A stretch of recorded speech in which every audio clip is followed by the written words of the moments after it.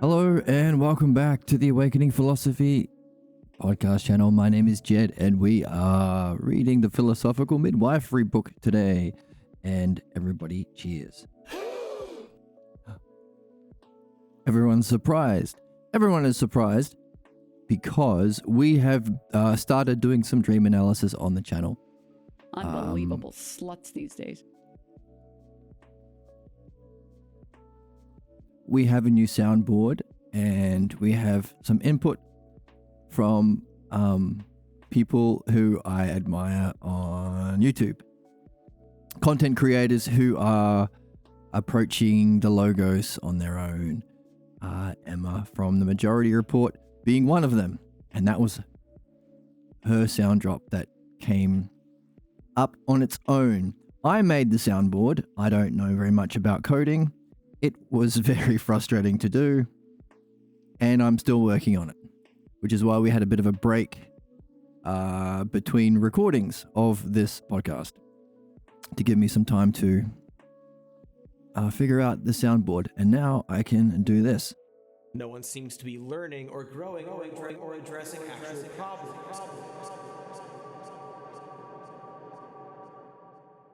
And I can do this. No one seems to be learning or growing or addressing actual problems. Was it worth the week? Maybe. Anyway, so today we'll be doing philosophical midwifery. We've been doing some dream analysis. Hooray. That's enough of him. Because, well, as we've been... Have we covered it in the text yet? I'm not sure if it's come up in a midwifery text, but dream analysis is a very helpful element for people participating in philosophical midwifery.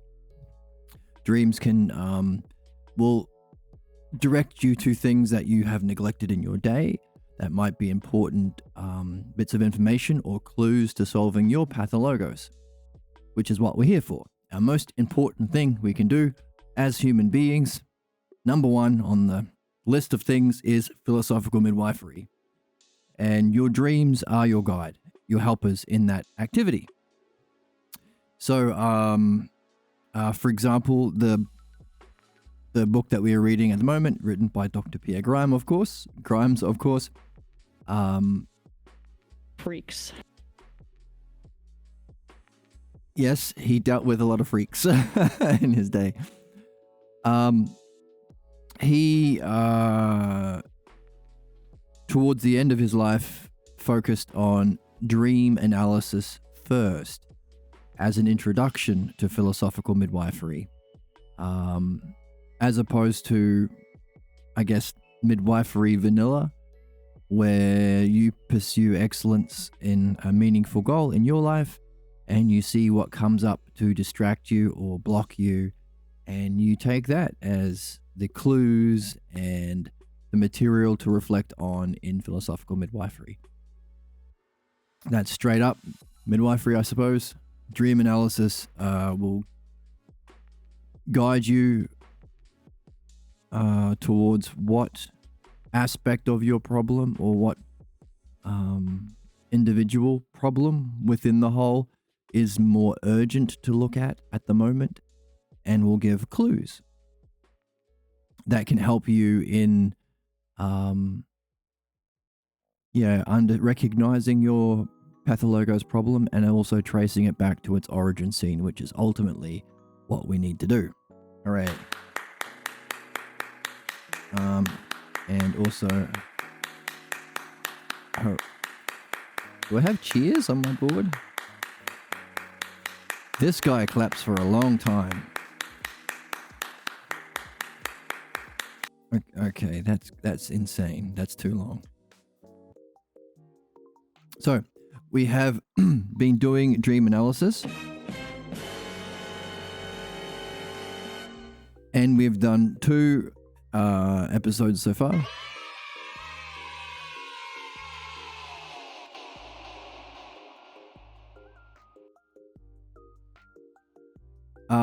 Yeah. Mostly lurking, no worries.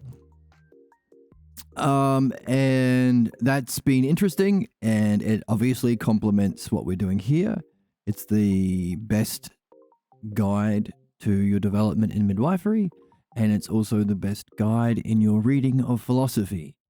So you could say that the dream analysis, midwifery, and philosophy are the three-pronged triangle of education, or spirituality, or what we're supposed to be doing as human beings. Pick one. And cheer. Very nice. I've been a bad little girl. Well, more reason to do midwifery for Emma.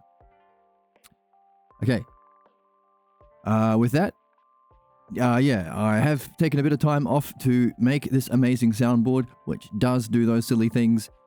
So let's catch up to where we are in Book 3, Belief and Analogy,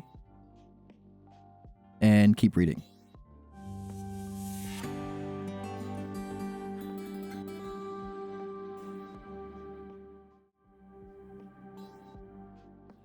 And this is where the text comes up. All right, Book 3. Let's catch us up to where we are. Man seeks, I'm not going to read the whole thing, but we'll hit the high points, including the first sentence. Man seeks to know the nature of the reality he has been born into and desires to discover his role within that reality. Fundamental, right? What is this thing that we are in, and what are we supposed to be doing here? As noble as this quest is, we find man everywhere accepting the appearance for the real, the imitation for the model, and belief for knowledge. Instead of addressing that question properly, we accept bullshit images from marketing companies. Life's about drinking Coca-Cola or whatever. And we accept appearances or imitations of gurus as priests and imams, and you take your pick. We're not picking favorites between all religions because we are here to understand, not to pick a belief, but to move from belief to understanding, because that's what makes us human and rational. Otherwise, we stay as barbarians.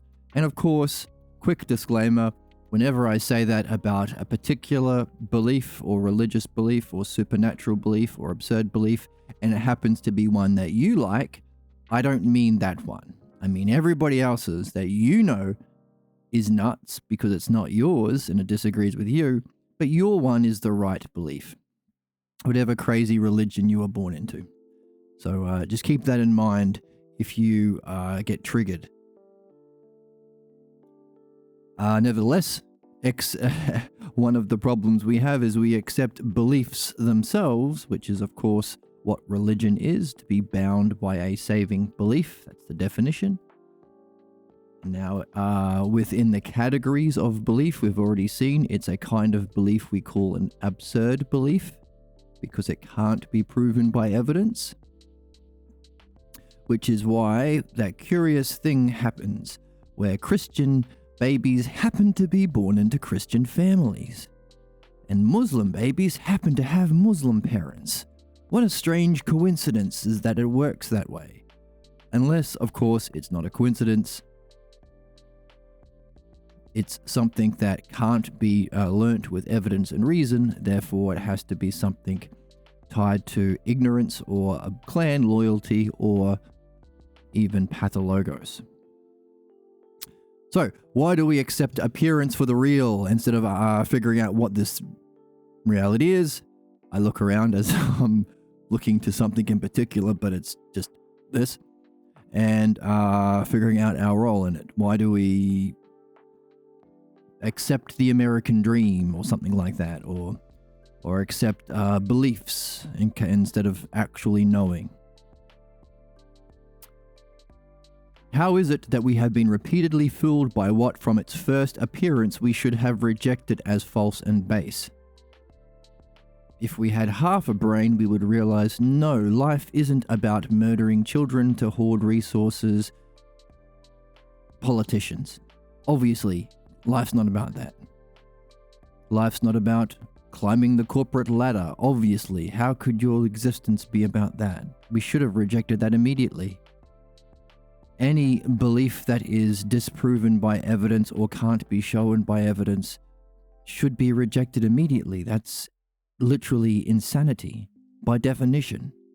Why are we constantly fooled as a human being and in a human race? Okay, before answering that question, we have to distinguish belief from knowledge. So whenever we get butthurt, not my beliefs, but I love Jeebus. And I prayed every day. So we don't start acting childish and immature like that.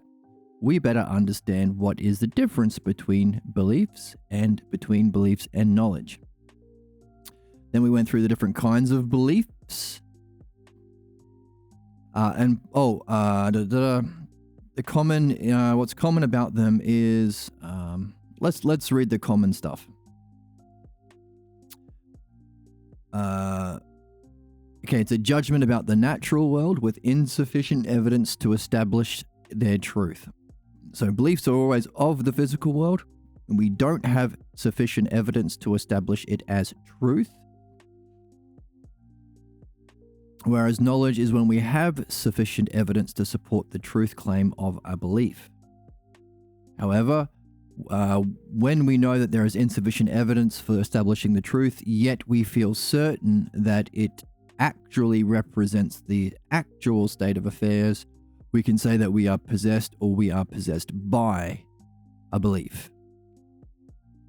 So when there is this feeling of certainty despite a lack of evidence, then we can be said that we are possessed by a belief, and that is an identification. I am a Christian. I am a this or that. I am a MAGA, Trumpist, or whatever they call themselves. That is not good. Accordingly, the class of belief contains 6 members. What's common and what's different. Axiom. A logical necessity of principles about the natural or theoretical world. So this is the only one that has one foot in the theoretical world, as well as being in the physical world. Scientific belief is we have sufficient evidence, but of course it can change with new evidence or reason. Simple beliefs is we have insufficient evidence, but we have awareness that we have insufficient evidence. So we might say, I have a belief that my car needs petrol. I don't have sufficient evidence for that. I'm not a mechanic, but I have enough. That's a simple belief, doesn't really matter. I have enough to get by on, kind of thing. Now we start getting into the crazy territory. Supernatural belief is that the awareness that you're making judgments about your oneself and how the divine participates in the events of the natural world. So it's still with an eye on the natural world. You're not... wait a minute. Yes. About yourself and the natural world. Yeah, so historical. Most people who are religious consider their... I won't go down that road. The historical influence of their divine figure is important for people. Usually. Because it's the world that they know. The world that they don't know. They experience through their senses. So, all of these are about the physical world, including how the divine participates in the events of the natural world. No evidence, yet you think and feel and act as if it's the case.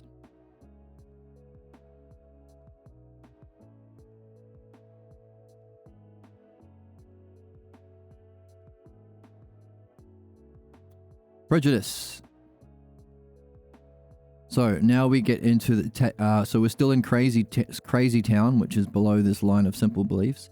But in Crazy Town, we are at a level where there is a lack of awareness now. Prejudice is you don't know what's going on.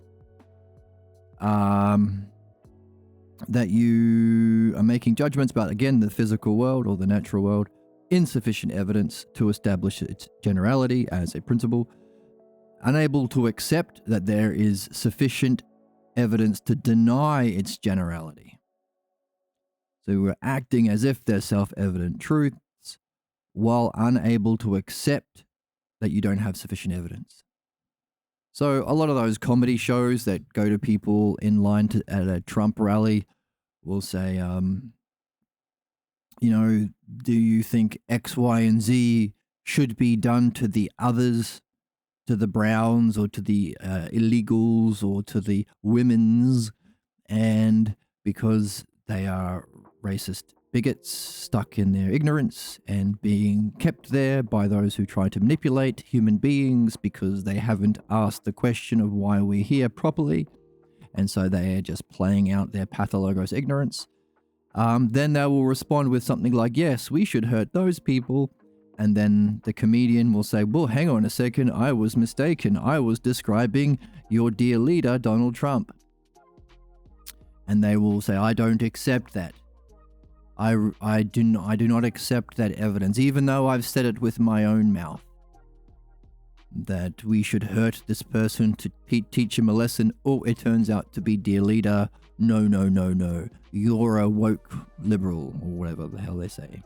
To otherize, put them into a team that is other than us. You're in that tribe, we're in this tribe. Pathologos bullshit all the way up. So this is prejudice, by the way, not pathologos. Pathologos is, again, lack of awareness, oneself and the nature of reality. So the question opened the chapter was, we seek to know the nature of reality and our role in it. Well, here is a kind of belief which is about the nature of reality and oneself. But it's derived from past experiences, particular experiences in one's past, generalized to all, and being unable to relate to or accept that there is sufficient evidence to deny the generality, yet thinking, feeling, acting upon them as if they were self-evident truths. We call such irrational beliefs the pathologos. And these ones are special because they are always irreconcilable with the attainment of one's personally meaningful goals. Therefore, our job is to seek our most personally meaningful goals, and these critters will stick their head up and say, what? Not on my watch, pal. And we say, wow, we're going to beat you up. No, we're going to understand where you came from. Over there. And it's difficult because the problem is that you can't reason someone out of a position. You can't reason someone out of a position they didn't reason themselves into. Which is why they not only seen the prejudice, they unable to accept that there is sufficient evidence to prove them wrong. Whereas in the pathologos, you can't even relate to that evidence. You also reject it, but you can't even relate to it. And that's why later on we read about how, therefore, when presented with evidence that shows the falseness of one's pathologos, people, because they're being asked to relate to or respond to something that they can't relate to, get defensive and aggressive. So the most important thing that we can do is discover and remove our pathologos. It's kind of why we're here. The irony being, it can't be done through the regular means that we can use to correct someone who is mistaken. Normally, even with a prejudice, you can actually change your mind. Here is some new evidence, here are some new experiences. Can't do that with the pathologos. Gasp.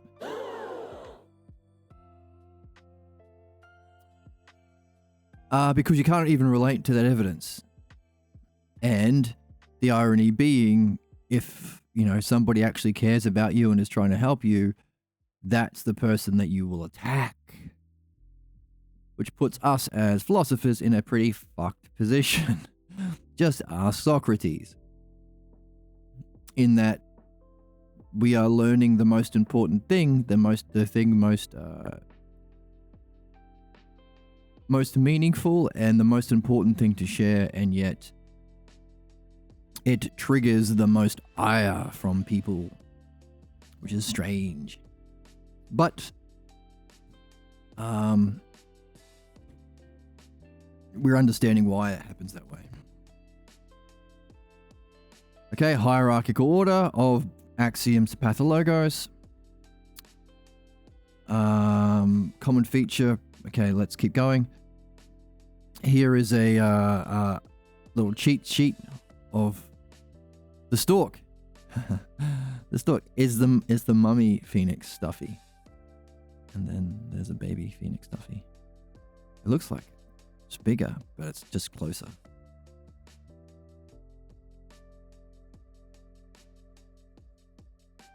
But we want to know, where we came from as minds, souls, or self. They're the big three.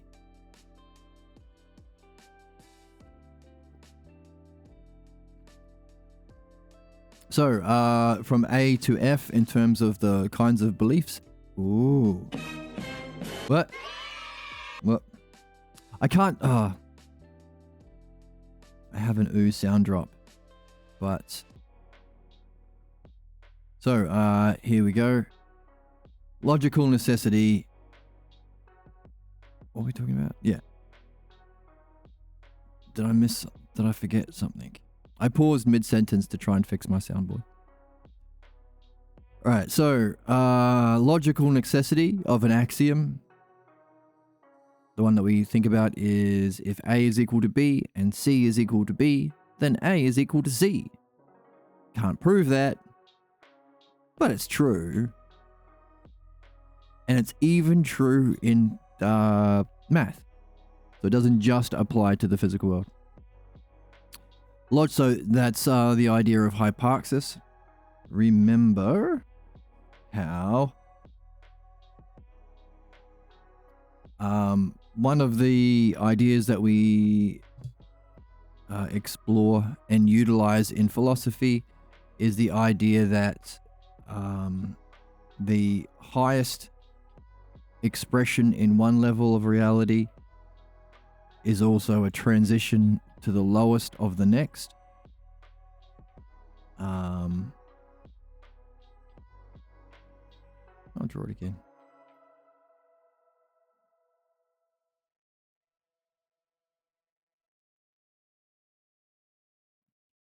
Sorry if I were to draw that. We as peoples. Oh, this thing again. Oh my goodness. Fuck me. I'm having a day today. All right, hypoxis. So, you are a person and you're looking around with your peepers at all of the physical world. You have trees, you have birds that are upside down, so birds, and you have bankers who are trying to exploit as many human beings as they can while they're alive, because that's what they think life is about. And they have big piles of money that they use to manipulate humans with, get them to act against their own interests.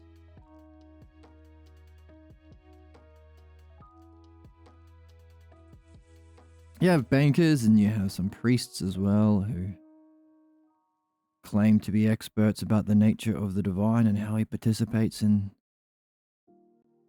history, even though they are themselves ignorant and duped by appearances.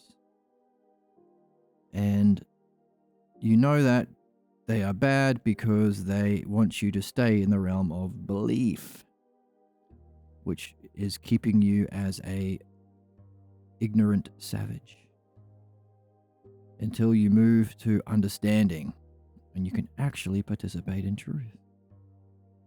You got those around there? We see all this with our eyes.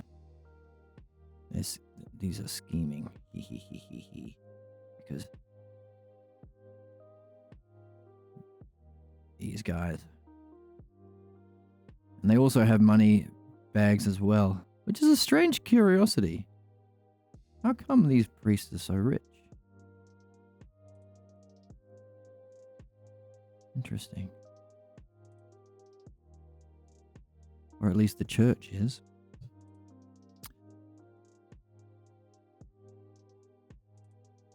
So they'll see this. This is you seeing that. And hopefully you will reflect on your experience of seeing that self-reflection. We can call Usia, where it's reflection on mind, how we perceive. Then you might go, interesting. We have cognitive functions. I have a whole list. And then you'll realize we have cognitive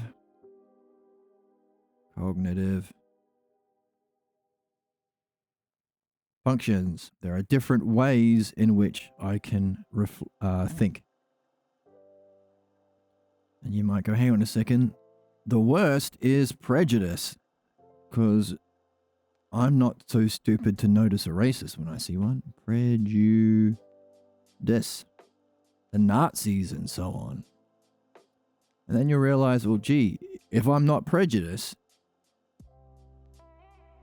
it's something a bit better than that. Scientific beliefs. So I might want to go to school.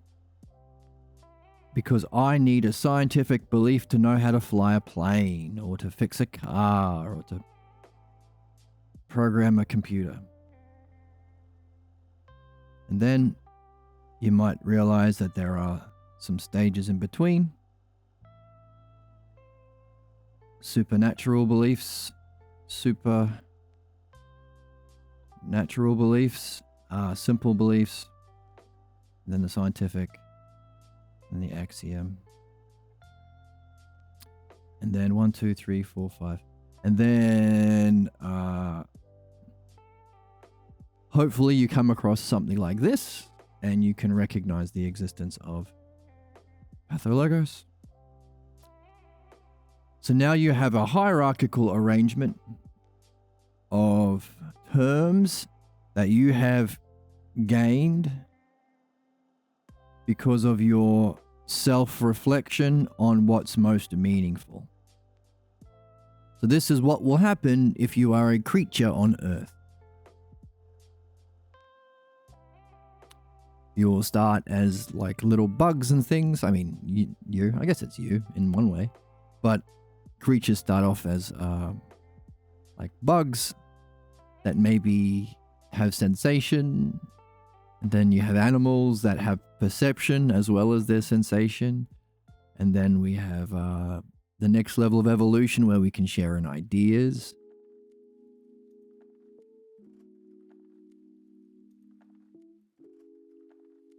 And if we can participate in language, if we have evolved to that state where we can participate in language to get terms, and participate in ousia or self-reflection, we can come to this discovery and gain understanding through hierarchically arranging them. This is a big tangent. I'm maybe using too many words to say something simple. So now we realize, hey, everyone's got a pathologos. There are a lot of prejudiced people out there. There are a lot of religious people out there. And then there are even few people who have scientific beliefs. And there are even few people who deal in axioms. So it's kind of it's less people involved in the higher levels. But the higher levels are best. And once you get to the top of whatever level that you're on, this thing here, which is the top of this level, also becomes the bottom of the next level. that's the idea of hyparxis. Which means that if you were to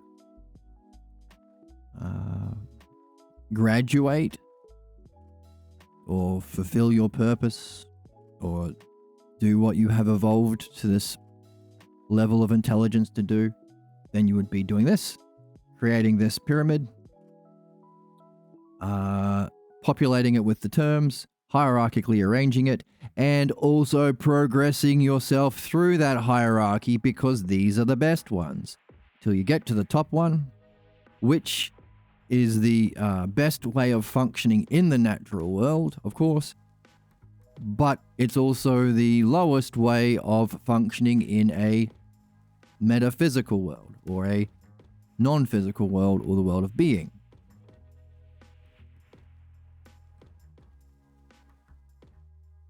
For example, that axiom, A is to B. No. If A equals B and C equals B, then therefore A will be equal to C. Okay, that's something that you can use to do geometry in the physical world. It's one of the axioms of Euclid in Euclid's geometry, which is a thing we can get into later on the channel. But also it applies to ideas, which is the object of our concern up here. And by ideas, I mean eidos, which are the aspects of pure being that exist eternally, like same and different, like and unlike, whole and part, beauty itself, justice itself, greater and less. All these sorts of things are aspects of a single experience of mind turning around and knowing itself, which is also known as the experience that blows your pants off, because it's the ultimate experience. It's experiencing everything all at once, and that's the object of knowledge. But it blows your pants off and you want to make sense of it. Once you come back down here, you can reflect, you can use your time. Hey, hopefully not getting distracted by these dudes or these dudes, but reflecting on that experience you had to understand it, understand why it blew your pants off, and also recognize aspects in it in order to, well, understand it, integrate it, make use of it, but also go further in it if you're in the experience, stay no longer, even better.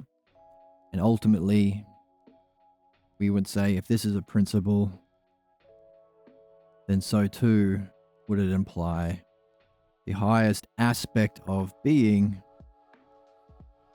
might be a doorway into the next level. So this here, or even including this axiom, so maybe this is philosophy, making the journey through logos or through understanding through this realm. But this pathologos here blocks us, keeps us down here. Even if you've done really well or whatever, however it is that you got to these experiences, the pathologos will play out here. And that's why we have the archetypes in anime of the pervy sage or the drunken master. That's someone who has achieved this or that experience or state of being up here while still stuck in their problems because no logos and no midwifery. Which is why the logos is the complete spiritual tradition. I'm trying to think of what would the anime be called. The complete jutsu. Got it. Or the complete Dharma teaching. All right, so all of this is to remind ourselves of the awesome thing called the hyparxis. That's the hyparxis here. Okay? Back to the book.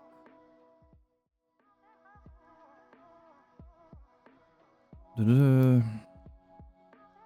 We have defined the pathologos and, okay, so logical necessity, sufficient evidence, insufficient evidence of, so sufficient evidence is scientific, logical necessity is axiom, which is the hypothesis, insufficient evidence is simple beliefs, lack of evidence is supernatural or absurd beliefs, denial of evidence is prejudice, and unable to relate to or acknowledge the evidence is a mark of the pathologos. We have defined the pathologos, and in doing so, we have separated it from other beliefs. While each kind of belief has its own field of operation, since its own kind and its own kind of problems, it is the exploration of the nature of the sixth kind of belief, pathologos, that is the object of our study. Okay, and then we go on to realize that it's an analogy. We are applying an analogy incorrectly. We incorrectly believe that the past scene that we need to remember, is the greater, or is the model, and our present moment is a copy of that, and is the lesser. The believer's present is to the past, as the copy is to a model.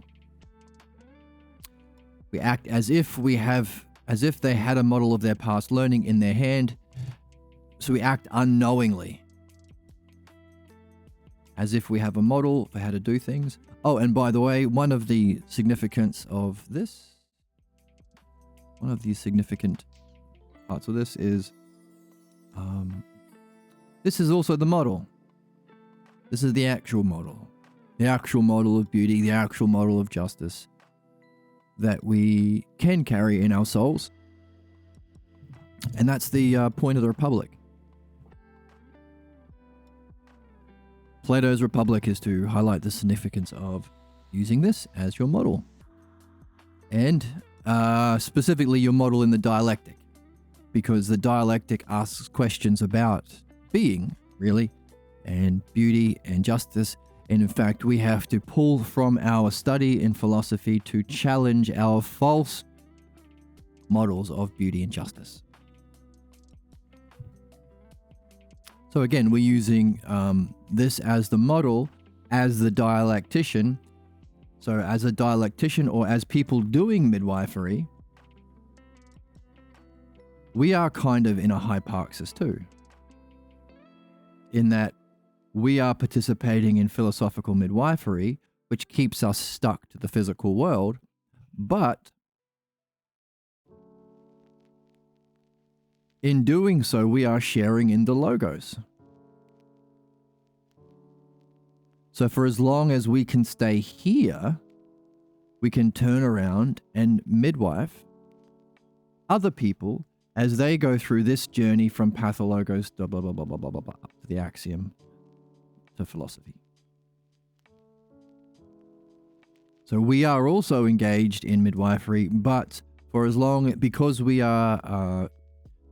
philosophical midwifery is itself the hypoxis of human activities, it's objectively the best thing we can do and the most important thing we can do, and also the most meaningful and challenging thing we can do, and requires the best character to do. So everything, like you think, it requires discipline to be an athlete. It requires ruthlessness to be a banker. It requires heartlessness to be a priest and manipulate people en masse and never reflect on the difference between belief and understanding and knowledge. Okay. These are negatives, of course. It takes discipline to be an athlete, or it takes, cleverness to manipulate people through business contracts to get money. Well, all of those good qualities come together and are required to do philosophical midwifery. Let's not use these as examples for good qualities. Let's use this as examples, the virtues. You need to keep your cool. You need to follow the logos with courage, even though it might feel like the pathologos is true. Got to keep an eye out for the states of mind you're in and use the appropriate names and words to recognize states of mind so that you can stay in the good ones. And you need to be doing this at all times. These are the virtues that we learn in philosophy: temperance, courage, wisdom, and justice.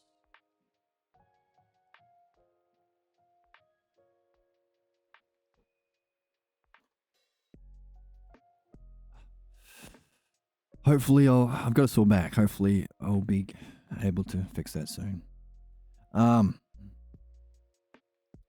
Right, so philosophical midwifery is, in essence, the hypoxis of human activity, allowing us to free ourselves from our problems to participate in reality, but also to turn around and help those who are stuck in the realm of beliefs, opinions, and physical appearances. So we can do both. Have a foot in both worlds, like Blade.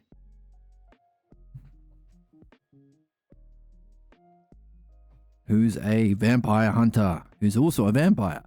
He's a daywalker.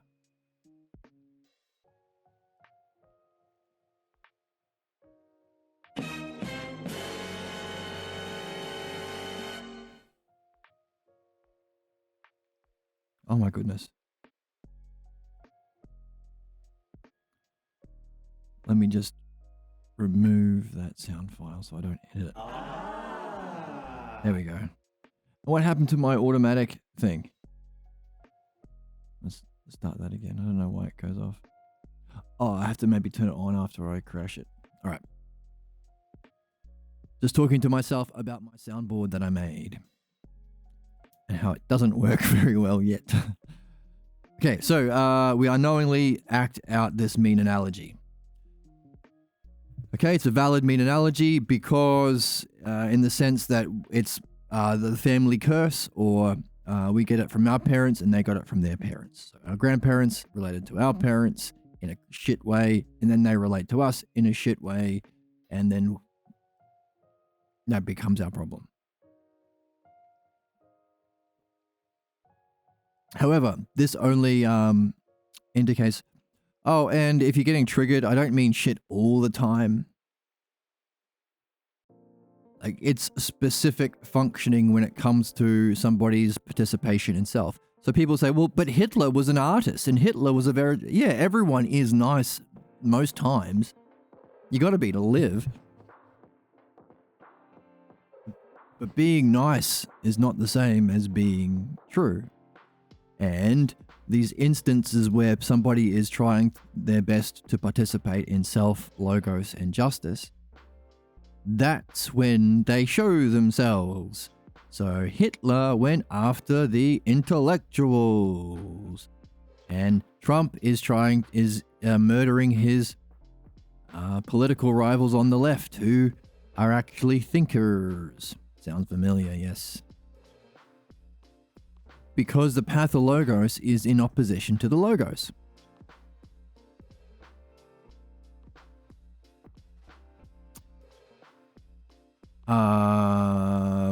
Yes, and it's certain key moments when they have to be their best when they show their true colors, and they don't act like parents. But they made my lunch every day. Doesn't matter. So did Hitler for his kids, probably. And I find that very entertaining. And Aaron Brown finds that very entertaining for some reason.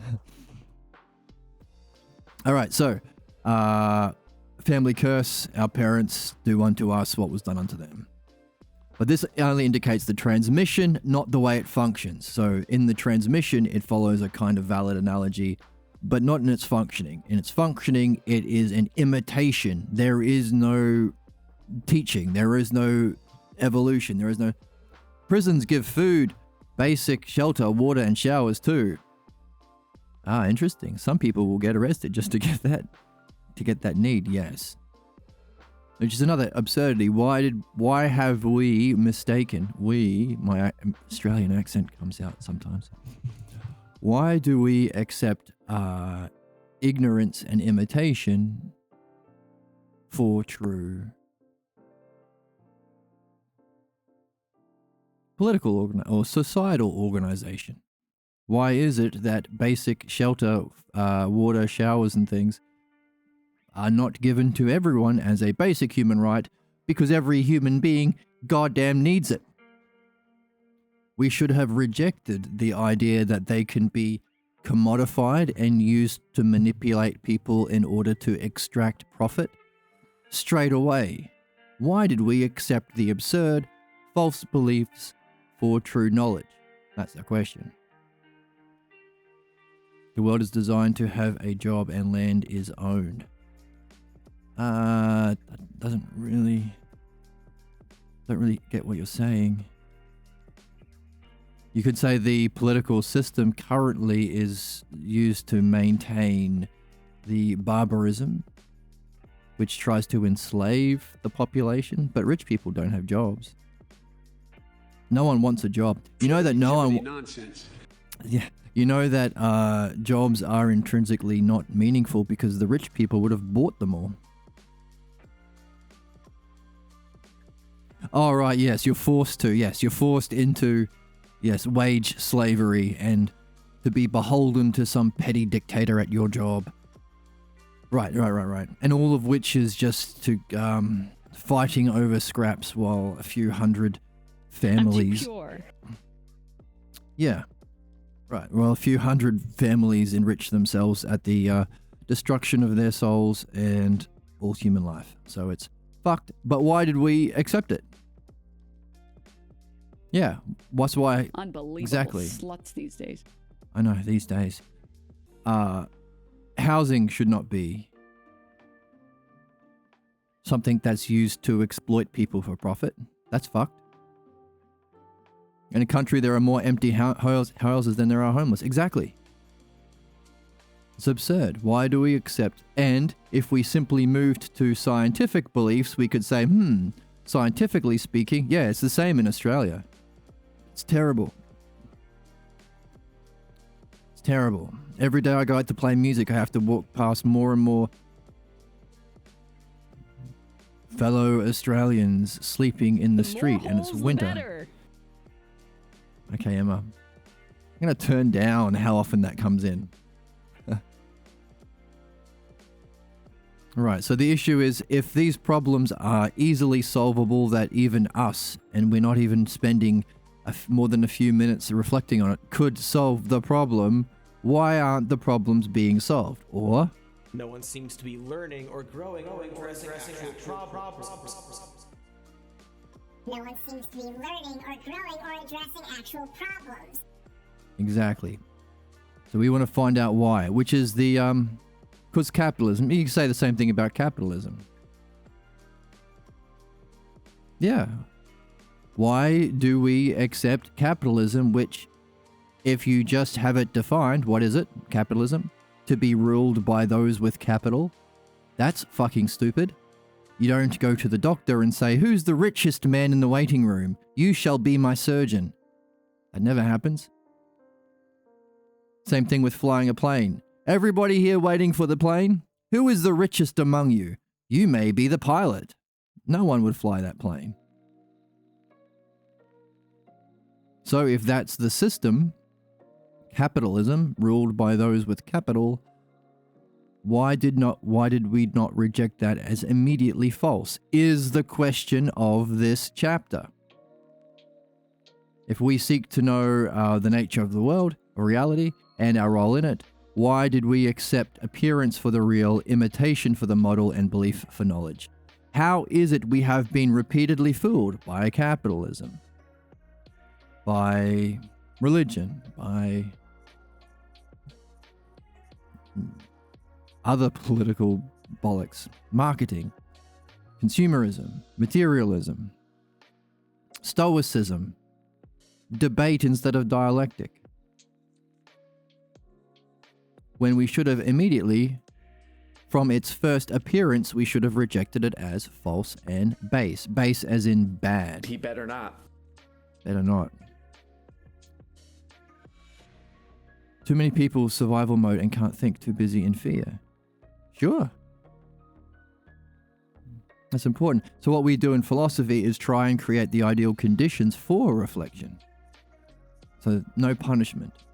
By the way, you can't sustain these oppressive systems without punishment. And punishment is based on a simple lie that you can't maintain if you just talk through it. Punishment, what is it? I will make you better by inflicting suffering and taking your shit. Okay?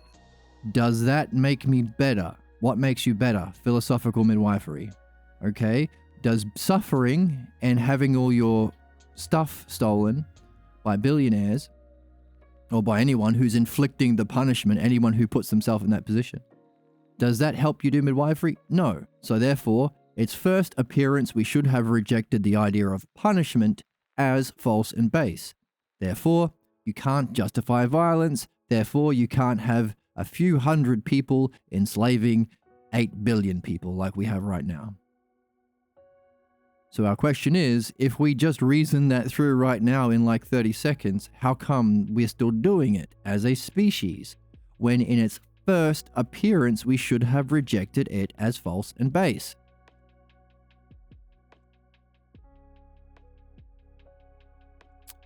Let's check, let me catch up on the chat.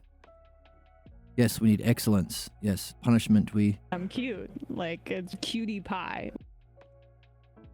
Yeah, well, the thing with philosophical midwifery is you recognize that every problem you have in the way in your progress towards excellence is clues being sent to you by a divine intelligence to look at. It's the best thing for you. So saying, I'm going to punish you for doing something that's the best for you is insane. It's anti-reality. It's anti-human. It's anti-reason. It's anti-logos. So where do we get stuck in anti-logos ways of thinking? I'm sure I'm not the first person to say that. Why then are we still here? That's our question.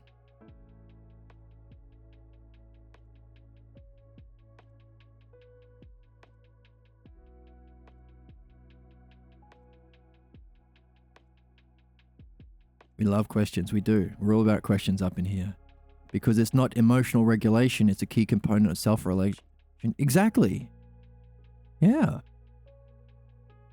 This philosophical midwifery is how to understand your emotions or feelings or states of mind. The excellence of your state of mind is what we do in philosophy. In the weirdo pool. You're going around doing that in the weirdo pool. That's you. Okay. That's me. Okay. But it's philosophy that we actually learn the truth of knowledge and self and reality. It's philosophical midwifery that we learn to understand that which gets in the way. Our problems, our blocks, which do manifest as mental illnesses and physical illnesses, because it's always the same, because that's the nature of the pathologos. It has you, you don't have it. And the best guide we've been seeing so far with our 2 episodes on this channel for both is dream analysis. Therefore, the question we should always be asking to be rational human beings, wherever you are, whenever you are, how do we create the conditions for philosophical midwifery, dream analysis, and philosophy? And if some jerk comes along and says, well, I think we create the conditions for that by starving people, or genociding people in Palestine, or abducting people. Currently, at the time of recording, there are KKK lynchings happening where very ignorant, racist KKK members are invading. They call themselves ICE, but they're KKK racists. And they are bursting into houses of people, just anyone. Usually they have to not be white, but that doesn't seem to, they don't seem to have any regulations. So they are abducting people and doing fuck knows what to them. Very disgusting. It's Juneteenth today. Oh, happy Juneteenth. I shouldn't say Happy Juneteenth after talking about the KKK lynchings, or the modern version that they call ICE. But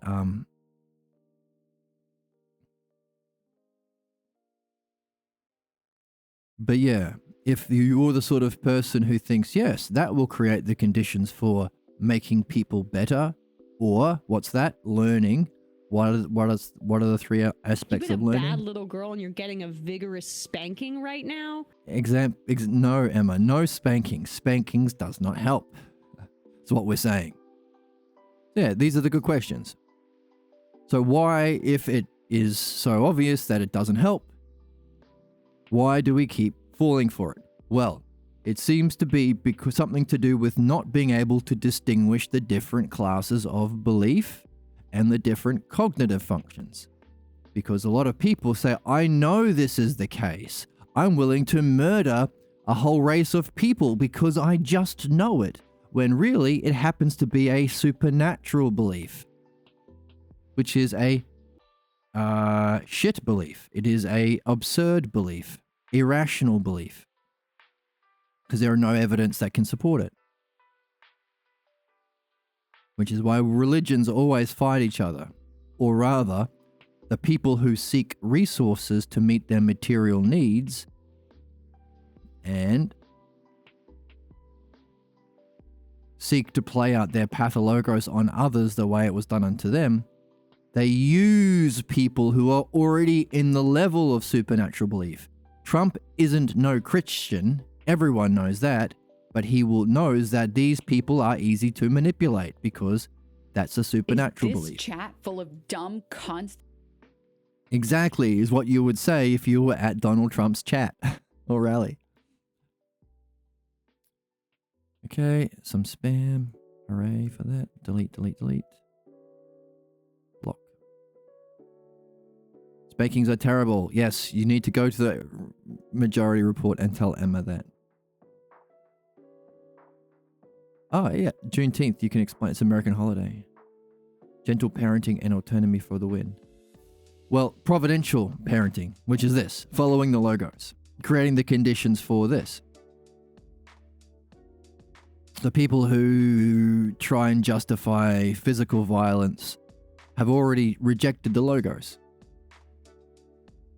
Like, what, do you want me to do nothing? No, logos is the game. It's always the game. Reason and understanding. But also to help us to understand the difference between our cognitive functions. Supernatural belief, we should do it because Jesus told me, doesn't have the same weight as scientific beliefs. This is how we should wire the computer, not because Jesus told me, but because here is the evidence to show that the USB thing should go in the USB port. We know this. But then we allow ourselves to be manipulated by people who pretend that supernatural beliefs are better than scientific beliefs. Which is why we're reading this.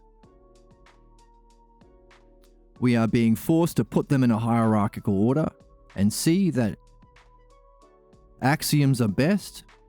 It's a logical necessity. Scientific beliefs have sufficient evidence. Simple has insufficient. Lack of evidence for supernatural or religious beliefs. Denying evidence in prejudices. And unable to relate to or acknowledge evidence is a pathologos. So when Benny Yahoo wants to murder hundreds of thousands of people, I've been a bad little girl. Well, not as bad as Netanyahu, I'm afraid, Emma.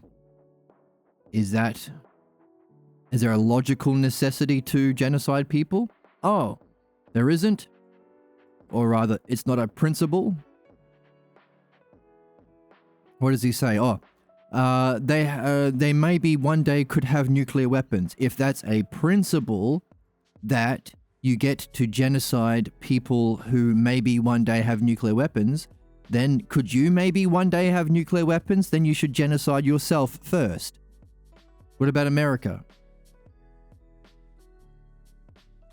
used to justify the genocide was the idea that we can kill every single person in Palestine and completely demolish everything that they've built there because there may be a terrorist around somewhere. Well, yeah, there may be a terrorist in America. There are terrorists in America.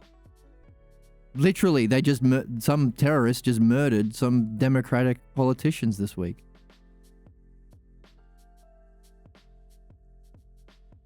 So therefore, we have to genocide everyone in America? No principles. Why do we not reject that person and that way of thinking immediately as fucking stupid? We wouldn't let that guy fly a plane or do surgery. How is it that the worst people have wormed themselves into the greatest positions of authority? And how come we have tolerated it? Is the question we're asking in this book, in this chapter. But it's important to reflect on how it's meaningful to our world currently, to add the stakes. Why are we reading this? Why is this the most important book to read? Why do they call it the Orange Sutra?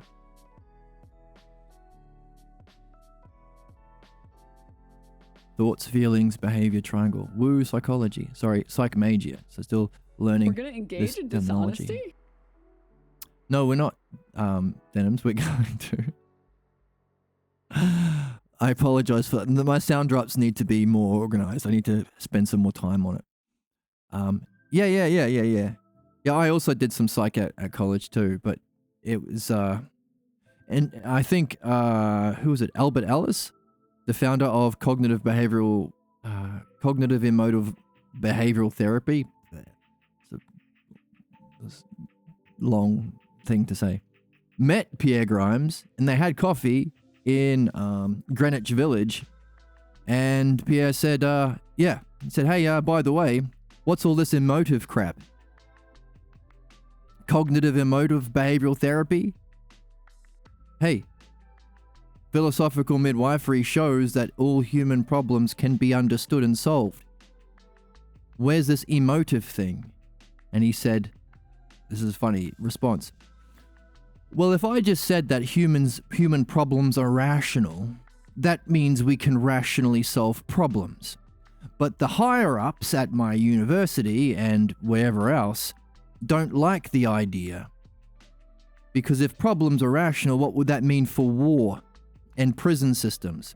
So we have to pretend that problems are not rational. There's an emotional component to it. Yeah, human feelings are complicated and who knows why we feel the way, right? So cognitive plus emotive behavioral therapy is formally what it's called.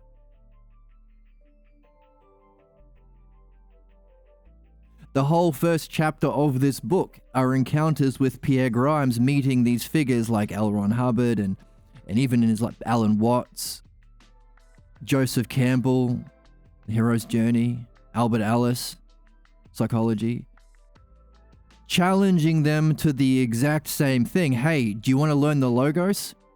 You've done a lot of good work in looking at the physical world in here. Down here in the physical world. Look at what you've done, Joseph Smith. You've looked at all of the mythology in the physical world and you see that there might be a common thread. Hey, do you want to find out what the common thread is? That's the self-logos. How about you read some Socrates? Or Alan Watts. Alan Watts, you've had these experiences of the realm of being in your Zen meditation. Do you want to understand what it is? How to progress through it? How to go beyond it? And similar with our conversation with our friend Albert Ellis, and to a man, their responses were the same. Make sure. Yeah, my stomach hurts because I can't imagine. Yeah. CBT, yep. Are emotions extensions of reasoning? Interesting. Ooh, that's a question. Yes, work on that question. Polish that one up. That's a good one. That's a good one. It's sad. And I'm sad for you. Don't be sad for sus denims because they have the seedlings of a good question. So the response to all these people to Pierre Grimes is one that should make us curious. Their response is, blah, blah, blah, run away, run away, run away, run away. They ran away. Run, run, run, run, run, run, run. Run, run, run, run, run, run, run. Run, run, run, run, run. They all ran away. Why? All of them ran away. Now I find this especially interesting because I was they better not run away, but they did RM. I find it interesting because my life has been trying to run towards that guy.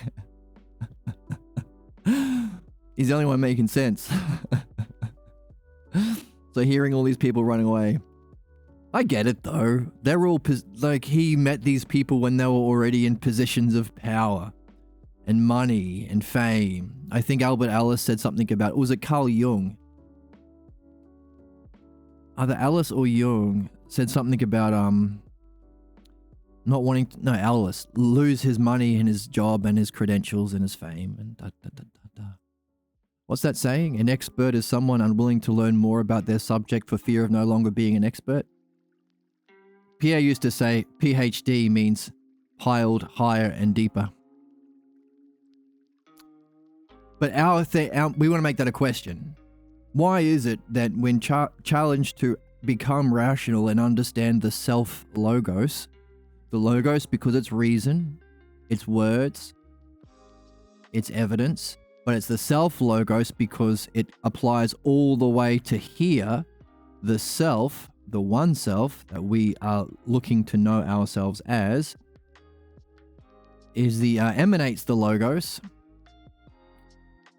which maybe makes the logos here as the hyparxis because the logos has to come from somewhere, but is kind of the lowest aspect or the lowest level of the oneself, but it's the highest aspect of being because all of the aspects of being have to be understood or can be understood, which means there's an intelligibility. You can hierarchically rank the terms of the aspects or eidos of pure being, like we can hierarchically rank the terms of cognitive functions applied to the physical world.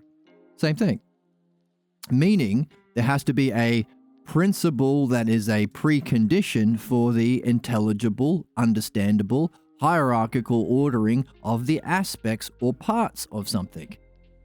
That principle is the logos. So it has to predate, the funny way of saying it, even being. Meaning the logos is, or the self-logos, we can call it the self-logos because it has an aspect in the oneself. Now, nonsense. Even if Joe thinks it's nonsense, we've got to be aware of that. That's the pathologos, Joe. And our question is, well, how can there be an aspect of the oneself if the oneself is a pure one without parts? This is the big question of the first hypothesis.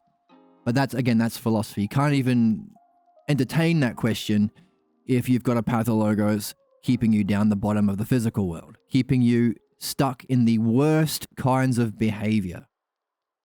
So we talked about in the past, there was a meme a few months back. Would a woman rather be trapped in a forest alone with a man or with a bear? And they always choose the bear. And then a lot of men got angry, exactly, proving their point. And the reason is pathologos. Animals don't have pathologos. In other words, people will act out the worst kinds of injustice and cruelty with a smile on their face because they're imitating the same cruelty done to them, so they are finally sitting in daddy's chair.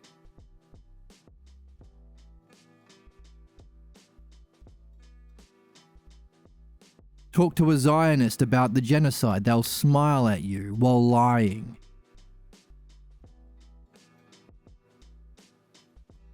Because they're in the position of power. Bears don't do that. Bears don't do that. The ICE raids. What do you think those KKK toe-headed thugs are doing when they're just That's kidnapping weird children? that you think that. Yeah, kidnapping children from schools. They are the worst kinds of people. What do you think they're going to do with children in impunity? We should be rejecting this immediately. Why don't we? That's what we're learning here. Anyway, so let's elevate the mood a little bit and talk about people who've done really well in lots of things like Alan Watts and Carl Jung and Albert Ellis and even L. Ron Hubbard, I suppose. And I don't really want to say that. But they come to a level where they're blocked, and if someone like Pierre Grimes comes along, and he did, to most of those people, they run away. They run away from the self-logos. This is important because that would suggest that the pathologos emanates through every part of humanity, even to our very best, meaning the challenge to reflect on our pathologos in order to free ourselves from our ignorance, from our injustice, from our cruelty, but also to free ourselves up to go even higher than Albert Ellis did and Alan Watts did. That activity is the most meaningful activity and the most challenging. Gasp. No. No. Yeah.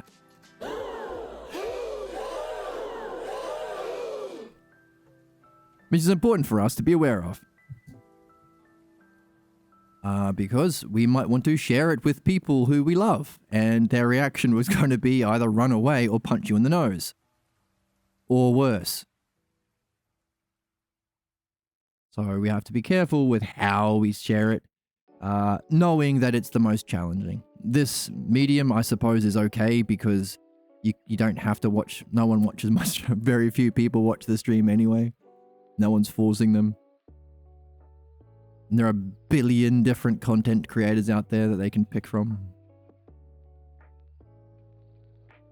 Also, even if it, back in the old days, it was an esoteric wisdom and you have to prove yourself worthy enough. Let me just catch up on chat because I just saw something kind of like... Sorry. Sorry if I get behind on chat. I feel like emotions have depths. While we are not them, they reflect deeply a perception of something to be nurtured and understood. So I don't know. Are they a tool? But we are not them, like our senses of smell and taste and touch. Not to be ignored, but to blossom and to be comforted and listen without giving them full control.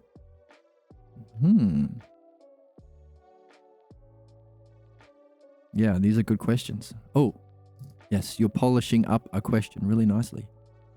Yeah. Is this chat full of dumb cunts? No. Sus has a question brewing. And I'm going to try and keep my yap shut for a while so I don't get in the way of that question growing on its own. People can justify anything. Right. They can't justify anything if we have with ourselves an understanding of the different cognitive functions that we use to justify things. For example, if I want to fly the plane that you're on and my justification is, Jesus said I'm a pilot, would you let me fly the plane? If my justification was a prejudice, which is, by the way, what's happening in America right now, DEI is being used to solve problems because, the racism and the baby brain and the only one step in logic. Why are these planes falling out of the sky? Is it because the government is purposely defunding programs? Or capitalism is forcing people to make crappier and crappier planes to maximize profits of shareholders overseas? No, it's because black people and women And we don't like them, do we, Nazis? Says Donald Trump. That is a prejudice.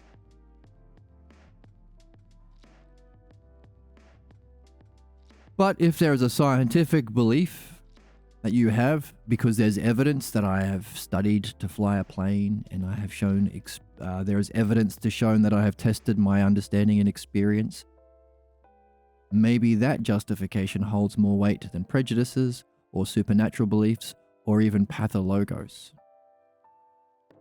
So we've got to learn this so we don't get tricked. You're the coolest. Oh, I keep messing that one up. Should be claps. There we go. Thank you. And you are the wisest of all chatters. For knowing how cool, for seeing how cool I am. I'm good at finding the diamonds. Ooh, nice. Nice. If you don't understand this, you're either being intentionally obtuse because you want to be mad at something and you just don't know what you're supposed to be mad at, so you are the NPC chip meme, or you're really stupid. Yes. People who are rejecting evidence to be in a certain state of mind could either be in a pathologos or a prejudice. Good point, Oracle. I need more drops. Yes, I'm good at finding the diamonds. Yes, polishing the questions that we have into nice shiny diamonds that we can put in our inventory and carry with us. And pull them out when we need to. Pop a question at someone, see what happens. Unconditional welcoming. Because anger teaches something in sadness, yes. As long as we don't make it emotional reasoning, I feel therefore true. But listen, they are a higher truth and beliefs and our narratives. Right, so this is a big question. What is the relationship between states of mind or feelings or emotional states and logos? Because the experience of being is a state of mind. It's the ultimate state of mind. It's mind minding mind, or the mind as the subject, mind as the object, so mind's knowing itself, but also the activity is also the nature of mind. Ousia, mind is a eternal, dynamic. Nonsense. It's not nonsense, Joe. Listen, it's a dynamic that turns upon itself eternally. That's pure Ousia. And that's what we are being like when we reflect on ourselves here as human beings. We have evolved to the level of participation in logos and self-reflection. So we can ousia ourselves, reflect on ourselves, recognize we have different cognitive functions, and our states of mind could be telling us about the ones that we're in. Of course, when we're looking for pathologos, we're looking for the logos or the reasoning, the false belief we have about ourselves. That's a logos. But our guide is our feelings. We get into certain states of mind at certain times. They are like the anchors or the keystones that we can trace back. What does that state of mind, when did it happen yesterday? When did it happen last week? What's the history of this state of mind? To trace it all the way back to the first time you had that feeling or state of mind. So that's one rational way of approaching states of mind. Another state of mind is anger. We have read in this book so far that the anger that we carry is actually an anger against that origin scene, because in that origin scene, we were participating in self or following the self-logos to a high level. And then our priest king, because that's how our parents were acting as priests and kings, to say, hey, no questions when I do this, but don't do that. No self-logos in this house, buddy, or else. We couldn't ask questions. The teaching was private. They had to, because there was no reasoning behind it. Dishonesty? They were engaging in dishonesty. They had to appear like they knew which is why if you ever talk to a right-winger or a conservative, they immediately get angry because there's no reasoning behind their statements, because it's lies. They know they're lying. They think that's what the game is, to lie to win. So how do they prove that their idea is true? They imitate the way that they think it's supposed to look when you're knowing. And to them, it's always angry and abusive. That's why they always pretend, be cry bullies, like the Israelis. Oh no, please don't fight back against our genocide. We're the victims. Or when Zelensky went to meet Donald Trump a few months ago and they didn't know how to respond to his reasoning. He was far more intelligent than anybody in that room with Donald Trump, including Trump. So what they fall back on? Their imitation. Like, you didn't say thank you. Oh, I'm mad at you. I'm smart because of how mad I am. And I'm clip chimping. Like, it's cutie pie. Pretending to be a cutie pie. Thank you, Emma. Imitation. You can't teach that. Zelensky can't walk away from that encounter to go to his friends fighting for their freedom against the invading Russians and say, I've learned something really wonderful from the head thinker in America, the greatest person in America and his group of friends. They taught me something. We should go over to Putin and say, oh, you should say thank you. He can't do that. It's not a teaching. He's just imitating his own parents. And Trump is just angry and bitter and a racist, just like his dad. That's the game. They're stuck in their pathologos imitation. So let's catch up on chat.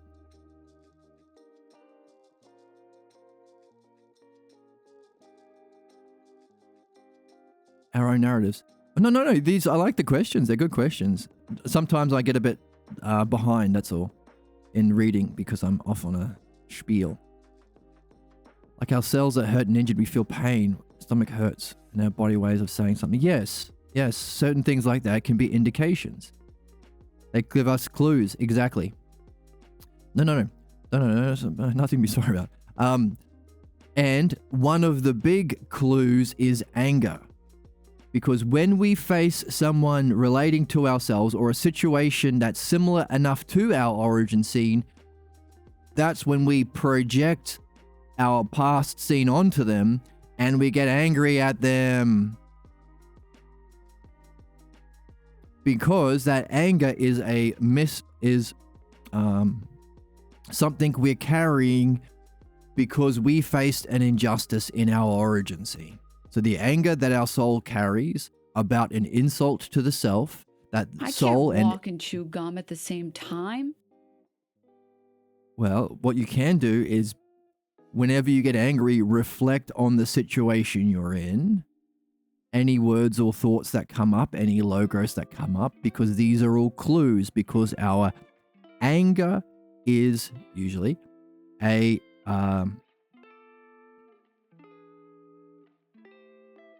projection or a misplacement of the actual anger we are carrying about our origin scene.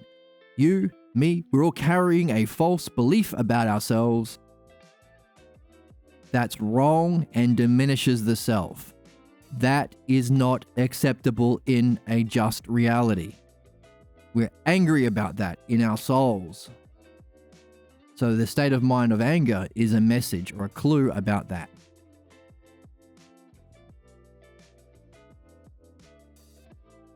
So displaced anger. So it comes off as projection instead of exactly.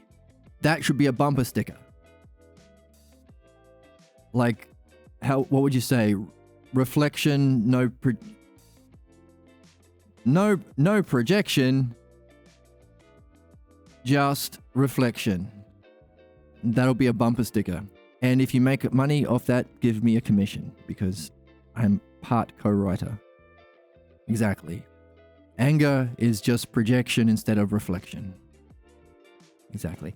Specifically from our origin scene, again, pointing to the fact that the most important thing we can do is philosophical midwifery, because that's the name for reflecting on ourselves in the most important way, to find the source of our anger, address the injustice that is screwing up our lives completely, and freeing ourselves from it. That's the most... Yes, make that money. Sell those bumper stickers. That's a good one. So, like, philosophical midwifery every day will be every day is the top of the bumper sticker. And then underneath that, you'll have having a different font. No projection. Just self-reflection. And then on next to it, you'll have another bumper sticker that says, I'm designing your car for you. Just the bumper sticker part of it. Follow the logos and have a star on it. Well, you're doing your best. Okay, so sorry, Ben. Go ahead. What were you saying?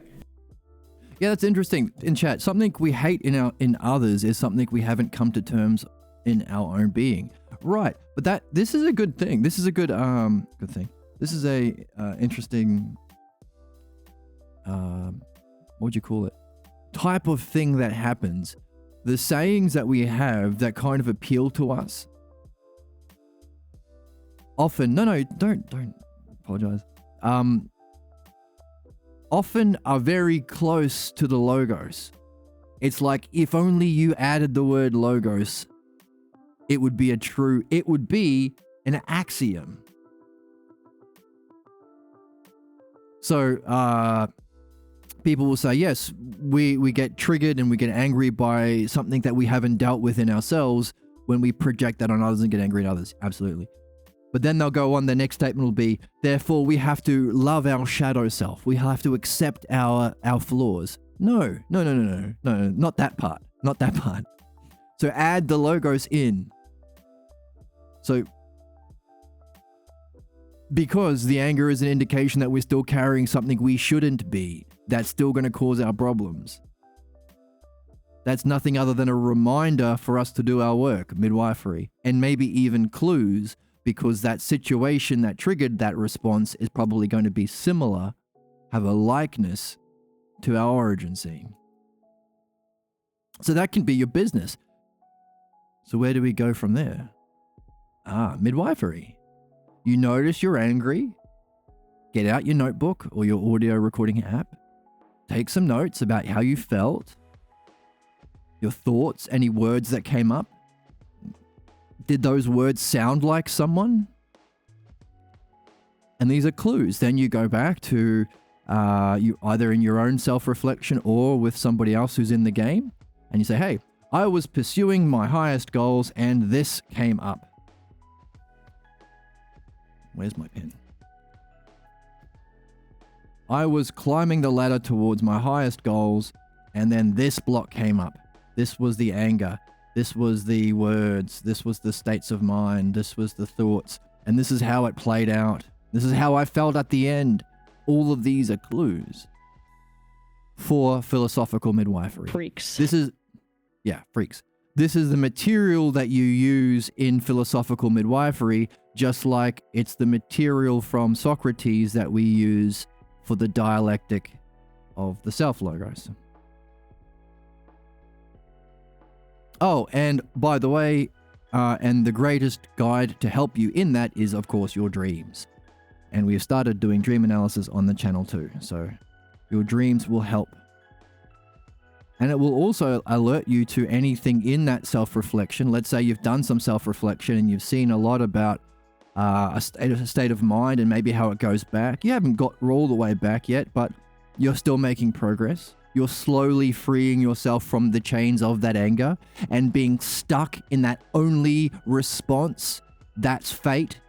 That's the chains of fate. You can only respond one way. It seems obvious, but it's wrong. And there's no other way that you can think of acting in that situation.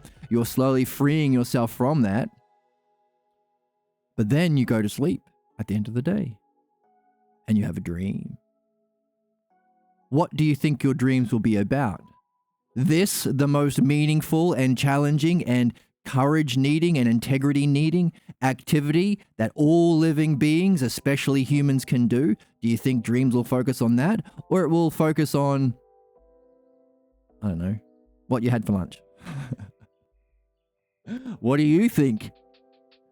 The level of intelligence that can craft worlds, universes, at least 4 usually for people each night, that are always different, always starring you, everyone on the planet. So that's what, at least 8 billion dreams a day times 4, maybe even animals. That level of intelligence. I've been a bad little girl. Well, but the Dream Master hasn't been bad, Emma.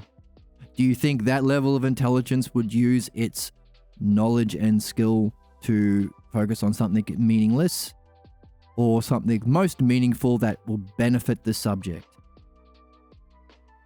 And that's the question that we have when we do dream analysis. We've got 2 episodes up already, and we're going to make it a more regular thing. So good reflections. I am going to top up my coffee, and I'll be right back. And also take a bio break.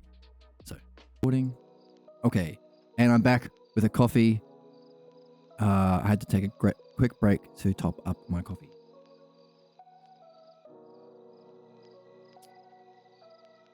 Just confused why I get angry with people are unfair.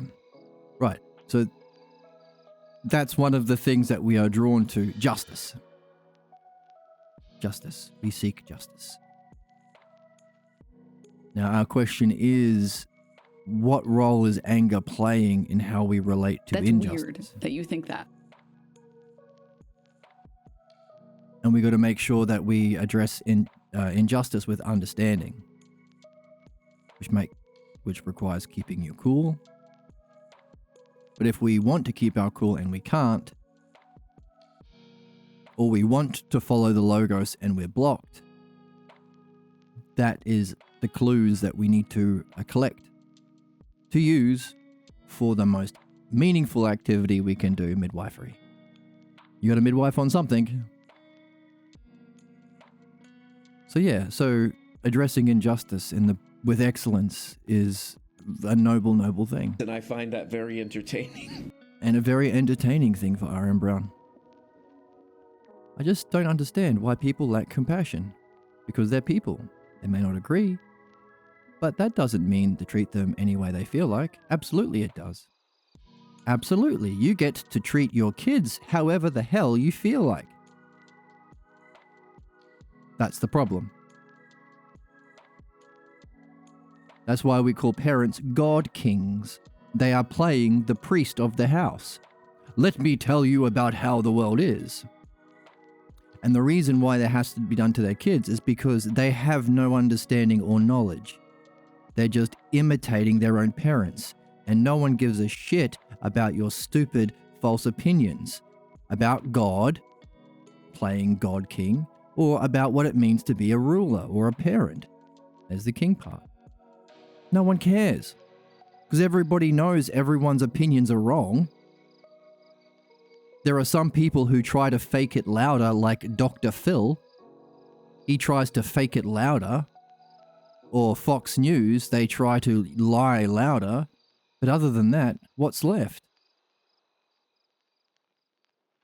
And so, unless we realize what's left is the logos, and we pick up the logos, reason, reflection, questions, and participating in the true teaching model, the true analogy, unless we do that, then yeah, everyone is a zombie, infected by the pathologos virus, causing them to live out their lives in a way that is trying to create the conditions for them to do unto others the same bullshit done unto them. That's why we are barbarians as a race. We're barbarians. There's a genocide happening. There's more war happening. There are people, the genocide probably happened for resources, for oil and shit. That's stupid. The Nazis are back. Again. This was the first chapter. While fighting the Nazis in World War II, Pierre realized, I'm just going through the same bullshit that has been going on since Roman times. I'm literally walking on the same road to defend against the barbarians, the irrational people, the Nazis, the same way that the Roman troops walked on this very road right now. And he realized,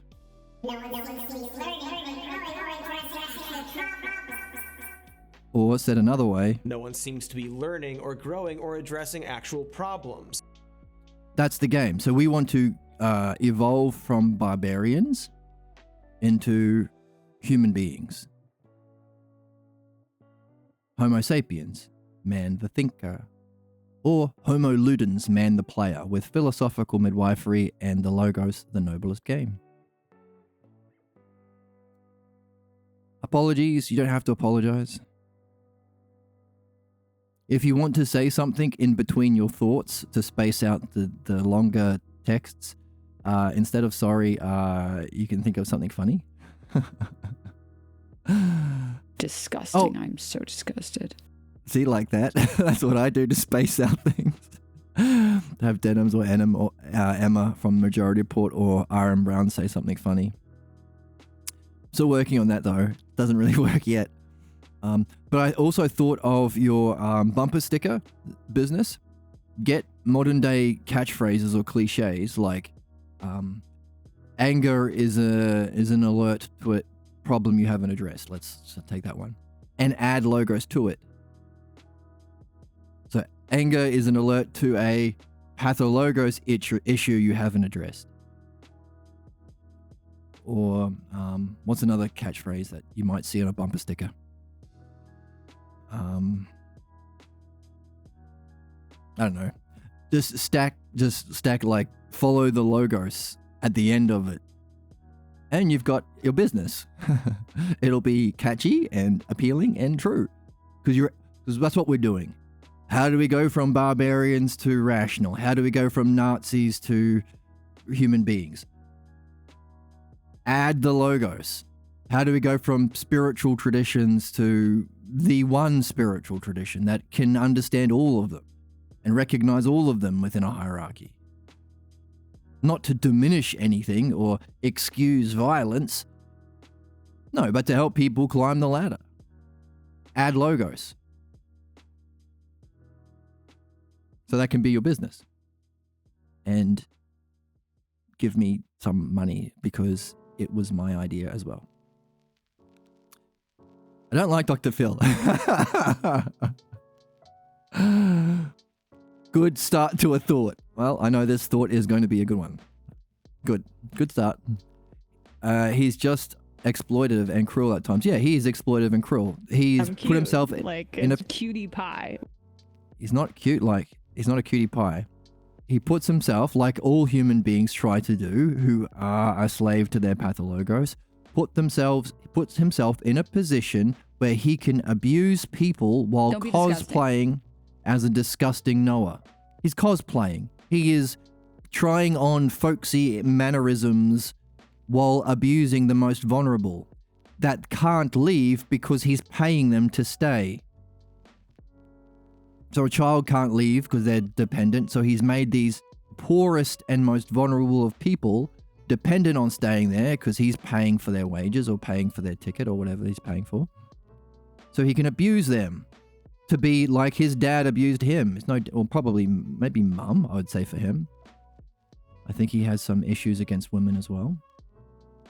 And yeah, so now what is he doing? He's joined ICE. He's joined the KKK lynchings as an honorary ICE member.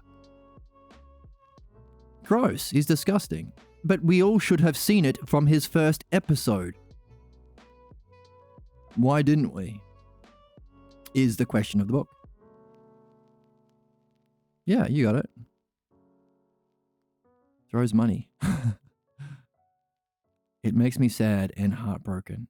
Ah, yes. Well, here is the thing. We are playing a game which allows us to understand why that happens, so that we can learn from Dr. Phil's mistakes and hopefully Too stupid to learn. understand and also refusing to understand. Yeah. That's where he is, but we are going to turn that timer down a little bit. We can learn from his mistakes and make ourselves better. And hopefully in a way that can extend beyond this physical incarnation of this particular lifetime. Either in a way that we can take it with us to our next incarnations, or as described in the Phaedo that we didn't quite finish, but we're reading on this channel, escape the prison of reincarnation itself. So you're right. We are in a world rife with injustice. All the people in positions of authority are the people we least want in those positions of authority, because they are the most propelled by their pathologos, and most attached, therefore, to their pathologos. And we live in a system that rewards lying. Trump has just released his big, beautiful bill. There should be a law against lying when you name things.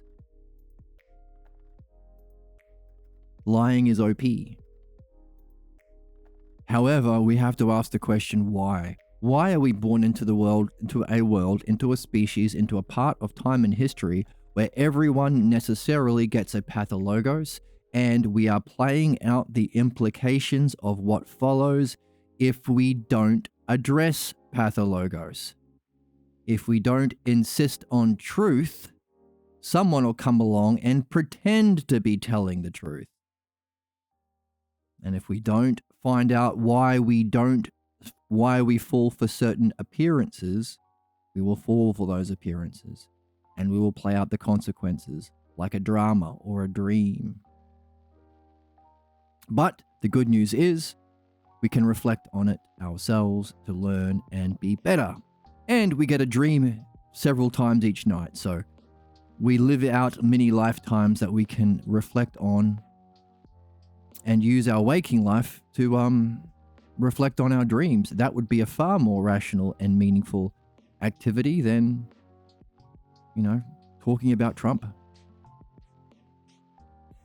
I think you can do both. I like to understand the world that I'm into, but hey, that might be a problem. Maybe that's every time reflecting on the injustices experienced in our physical world is time spent away from reflecting on your dreams. Which is the same thing, the playing out of the implications of a pathologos belief about self, and playing out the implications of not taking charge and learning the logos and dialectic. Only in dreams, it's specifically targeted to you, whereas in the waking life, all souls are being managed, you could say. So it's more rational and more beneficial. No, I said no apologies. If you wanna break up your texts, think of something else, like a pun or a joke, or a philosophical pun, or a catchphrase or a cliche that you've added the logos or your understanding of midwifery into. Yeah, like that. Don't. That's funny when she says it, but.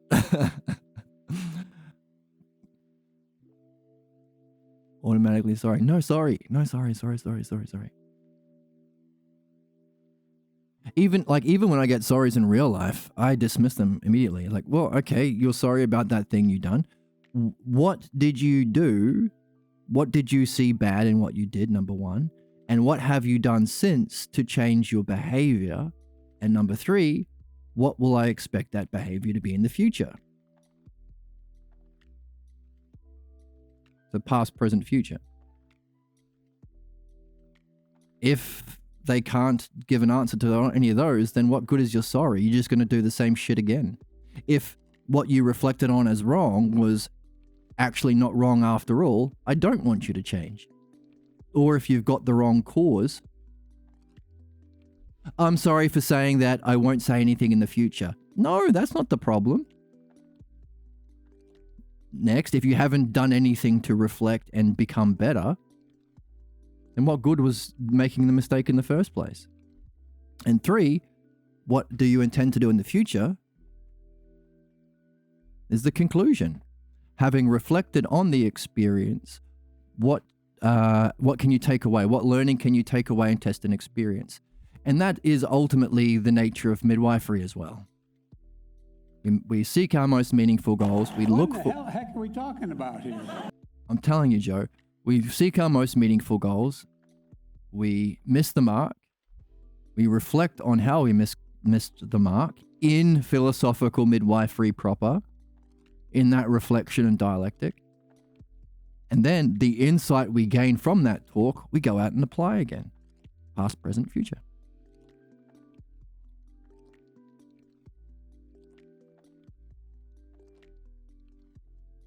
Continue to be annoyed by me and in endless loop. I'm not annoyed. Ah, that's interesting. That's good. That's good. See, that's an important part. Now, notice. This is part of the game. This is no criticism. It's no criticism or punishment on this channel. You can't play the game with that. But notice how I didn't say I was annoyed. Therefore, what can you conclude?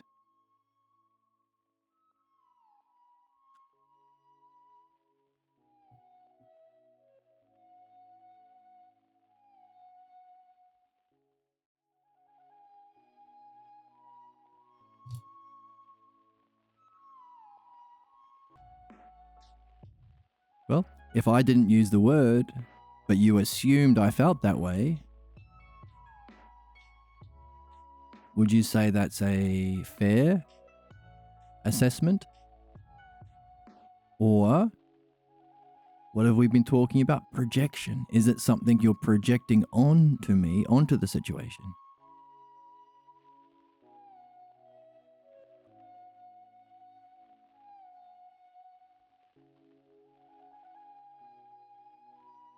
That's where you live, in the weirdo pool. You're going around doing that in the weirdo pool. That's you. That's your, when you project.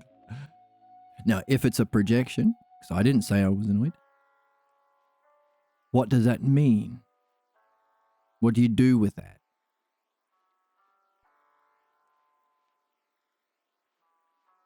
Feel bad about yourself?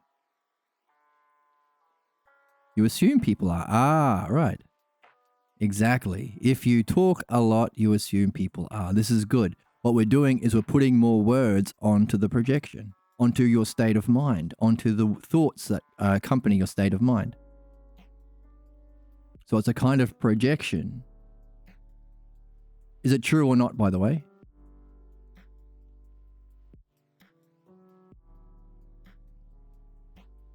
Right now, is it true that I'm annoyed? I was annoyed earlier when you implied it. No, you could have asked. You didn't even ask. If you were to ask, you're right. It would be no. So it's a false belief that you're projecting onto the situation, but also happens to be something that you apply when you talk a lot. How important is talking or putting into words or logos this? On a scale of 1 to 10. No, I'm not annoyed. How important is speaking a lot about this on a scale of 1 to 10? How important is to put logos on what's most meaningful about self and mind and logos and philosophical midwifery.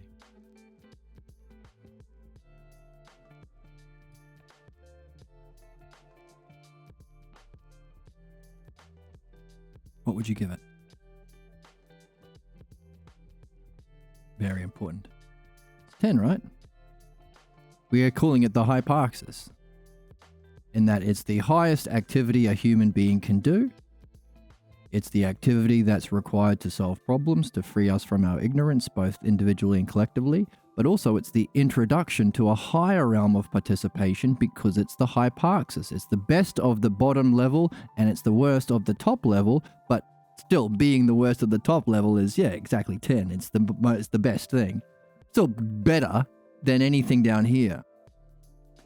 So therefore, you have recognized a projection, number one. So it's not there. You have reflected on it with either yourself, but helps with a friend, because I can ask you questions that you have trouble seeing because we all have our blind spots. That's why we have a midwife. And you realized it was not Too true. stupid to understand, and also refusing to understand. Well, we're not doing that when we reflect with a midwife. It's projection and it's false. Not there. And it functions to do what? To a 10 out of 10 activities. If you believed it and listened to it, that when you talk about this a lot, people will be annoyed. Therefore, what will that do with your ability to participate with excellence in 10 out of 10 activities?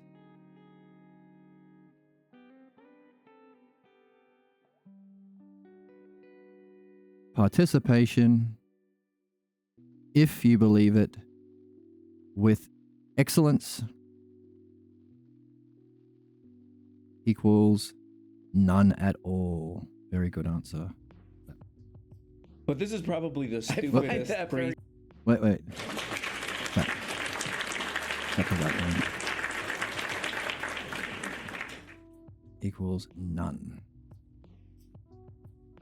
Therefore, exactly.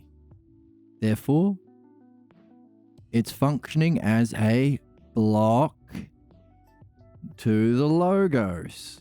It's functioning as a clue about a possible pathologos. You got a clue, my friend. Write it down somewhere. Now, what do we do with that clue? Okay, simply realizing just even this surface level reflection is enough to maybe help you recognize it next time it comes up. Oh, I'm annoying people. Wait a minute, I've reflected on this. Even though it feels true, I have followed the logos in a dialectic to realize that it isn't. I'm not going to listen to it. That's the virtue that we learn by reading Plato, called courage. To follow the logos, including the logos, your insights from this. This is logos.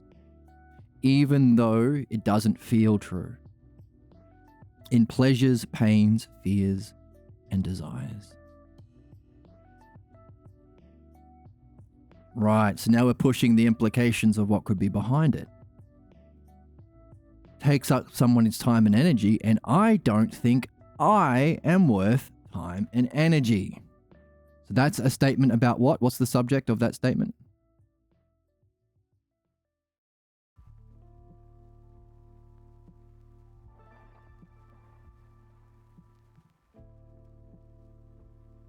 So maybe next time you feel it, this level of reflection would mean I'm annoying. All right. So what's the subject? Like, what's the noun? Would we say?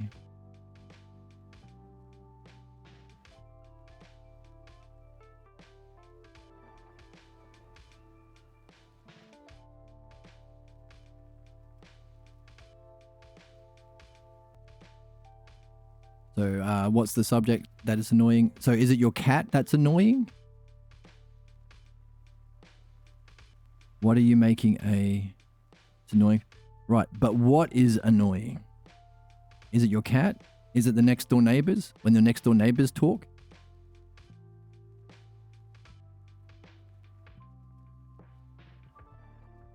Notice, I'm asking questions. Me. By the way, me as in what? I'm trying to ask questions to help you polish up your words without giving you any words myself.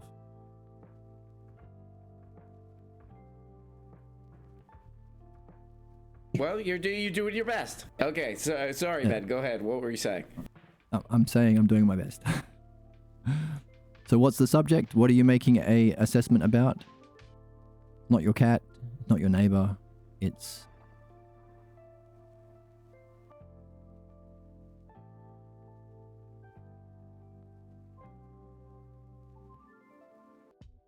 your car.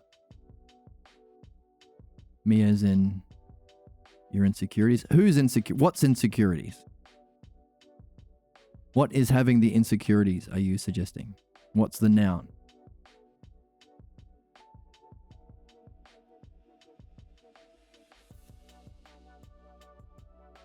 This is part of the process. Takes time to reflect.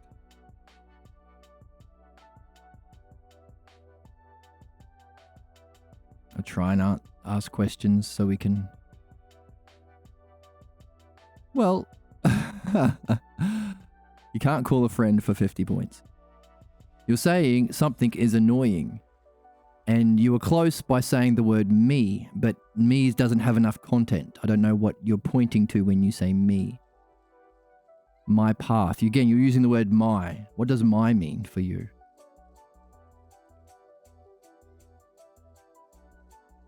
Again, my train of thoughts. What's the my? Use a different word than my.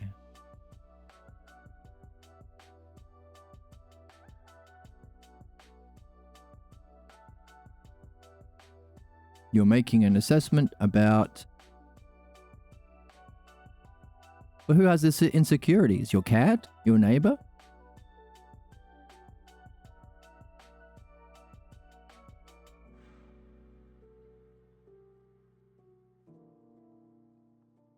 You are saying something about something being fundamentally annoying.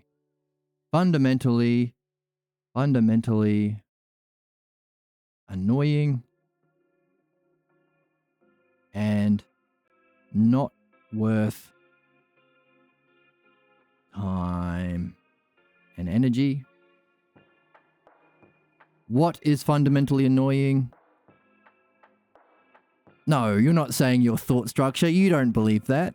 You're not saying, well, I have insecure. You're saying something about you. You think you are this. No. Not. Don't evaluate it yet. I just want to get the terms on what we are talking about. Too stupid to understand, and also refusing to understand. Why not both, right? Why not both? We're doing the opposite. We're doing What in the understanding. heck are we talking about here? Understanding, Joe. Annoyance itself.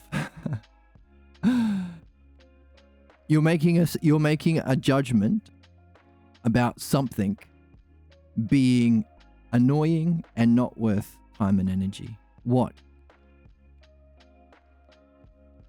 Your neighbor? Your cat's not worth? Judgment of... What's the word? Judgment of... You're making a judgment of... One more time for the people in the back. You are making a judgment of... Say it with your chest. I'm ready to hit the sound drop.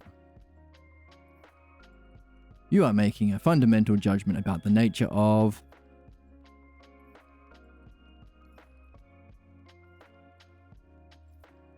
Don't leave me hanging. Ready for the sound drop.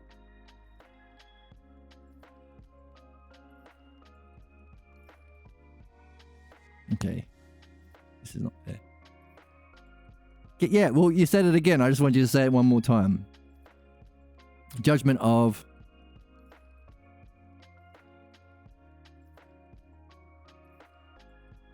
Four-letter word.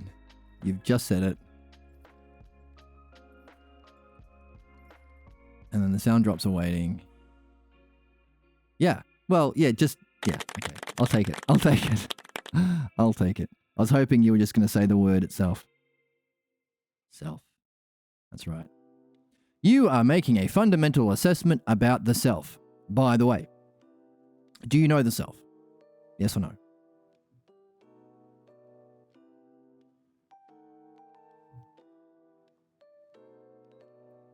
Considering what we're doing on this channel? No, exactly. That's what we do in philosophy. Our goal is to know the self, which requires midwifery and philosophy. Does it feel like you know the self when you are making the claim that it is fundamentally annoying? That's and it's weird not worth... that you think that.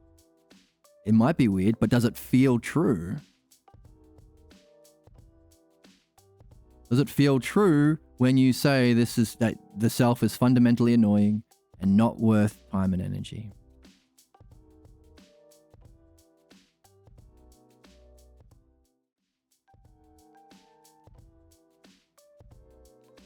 Feels true to me, but not to others. Ah, interesting.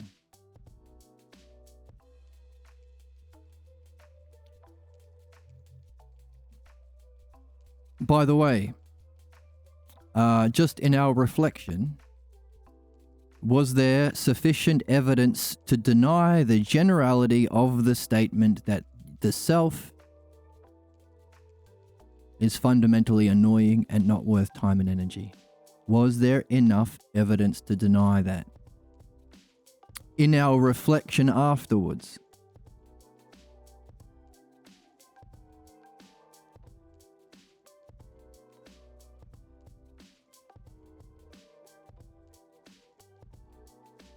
next question. So I don't know if there's a delay. I might stack up a few questions on the chat.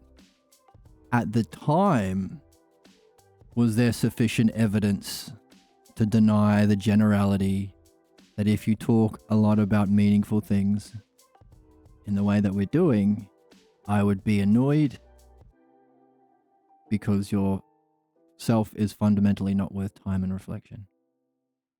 Was there sufficient evidence to show that I was interested and I was listening and I was encouraging you to talk and I was telling you stop saying sorry? Was there sufficient evidence to deny that assessment that feels true about the self despite you not being qualified technically yet?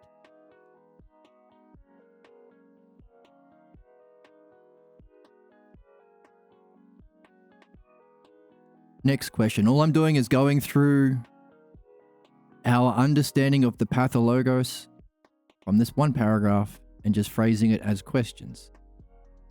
Now, in person, I would wait for you to answer. And if you got distracted by something, I would say, hey, we're having coffee here. I paid for the coffee. You listen to my questions to keep you focused, because that's one of the ways the pathologos can prevent us from growing, is distract us from doing this. But because we're on chat over Twitch, yeah, I'm not going to wait because I don't know what you're doing. But these are supposed to be questions that you answer. Like, was there sufficient evidence to deny the generality of that statement? Like I was saying, stop saying sorry, right? That's sufficient. Next, were you thinking, feeling, and acting upon them as if... Yeah, exactly. But it was difficult or even impossible for you to relate to that in the moment. And yet you were thinking and feeling and acting upon that assessment as if it was a self-evident general truth about oneself and the nature of reality. Isn't that interesting? And notice, you were trying to do your best as well. Yeah. Busted. No. Struck gold, my friend. Struck gold. You had to be engaged in a meaningful activity. Come on, man. Come on, man, says Joe. To surface this, and you needed the courage, patience, integrity to reflect on that afterwards. These are all high levels of functioning. And you have been rewarded with a clue about your fundamental puzzle for why you exist here and now. It's win, win, win, win. It's a win-win. It's a win-win-win-win-win-win.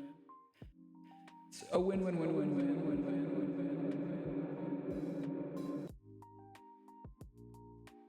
Oh, we're here every day, so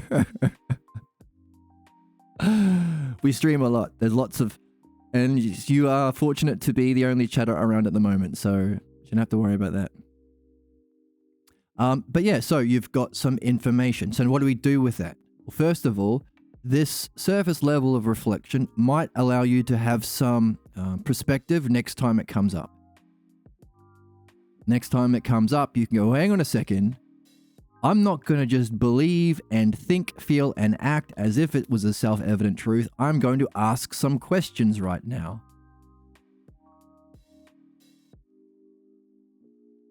Not cry. You are discovering that you are carrying something that has been limiting you up till now, but next time it comes up and you feel like you're being annoying, or you act on the implications, you shut up, or you dismiss your insight, or you reject what you said, or something, you say, hey, I'm not going to do that. That's the old me. That's the image of me and the pattern. That's the role I was in at home. I'm not going to buy into it. You can try that. See how far you go. You might have some perspective. You might be able to step out of it just at this level of reflection. Yes, it's hard because it still feels true. You still feel like you're stepping on toes. There was sufficient evidence to deny the generality of that judgment that you step on toes, yet you still feel, you still think, you still act as if it's true. It still has you.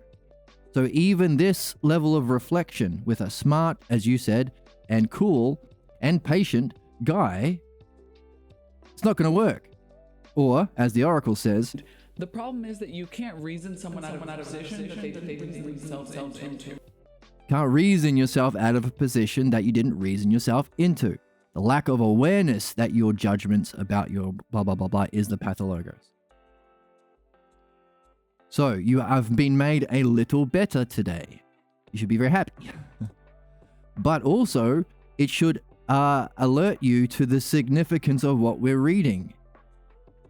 If you play out the implications of that problem, every time you engage in meaningful conversation, this thought comes up. What would you do? What would your functioning be when this comes up? And you believed it and you acted on it. What would your activity be?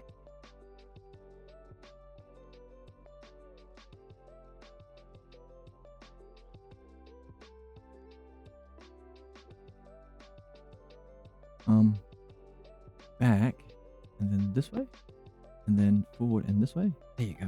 Running Man. Yes, you would keep to yourself and shut down and withdraw. Fantastic. I hope you're keeping notes of all this. So we can write that on the board if you want to. And will that... What in the heck are we talking about here? We're talking about, Joe, keep to myself, shut down and withdraw. Will that lead to you being able to reach your most meaningful goals? Or, in other words, will it result in success or failure? It won't, exactly. Failure. This is called fate. Just a sundial in the shade. Oh, brilliant. Very poetic. This is fate. You wouldn't choose this for yourself. You don't have a choice. Even with sufficient evidence to deny it's to show it's not true, still stuck here. What you are discovering is the necessity of philosophical midwifery. it will still feel true. What you're also discovering is the need for courage, as defined by Plato in the Republic, to hold on to your insights. The insight being what? The importance of philosophical midwifery, because this isn't going to change your behavior. This level of reflection is just the beginning. You have to practice holding on to the truth derived from the Logos, while this fantasy, this is you here, and that thought bubble is your worldview. Even though you think that, you still have to hold on to the sword of the Logos. That's courage. Until one day you won't have to have courage because it will be obvious and you'll be free. That's the freedom that we seek in philosophical midwifery. We're going to engage in dishonesty? Not if we hold on to the sword of the Logos. There we go.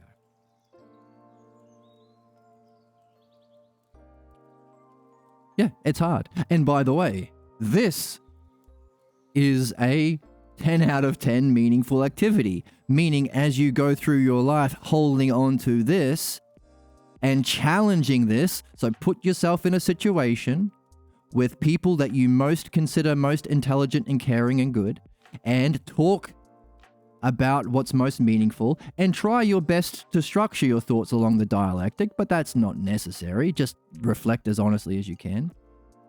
Because now you're going to challenge this false belief. And it's going to be hard. And all the things that make it hard and all the tangents and distractions that you get, write them down. Excuse me, you drink some coffee for a moment. I'm going to take some notes and pull out your phone and talk or write it down or something. Because the things, exactly, Logos is the new battle cry. Follow the Logos. Follow the Logos. Because the difficulties that you have doing it becomes the material for your next reflection and talk, which can awaken a new insight.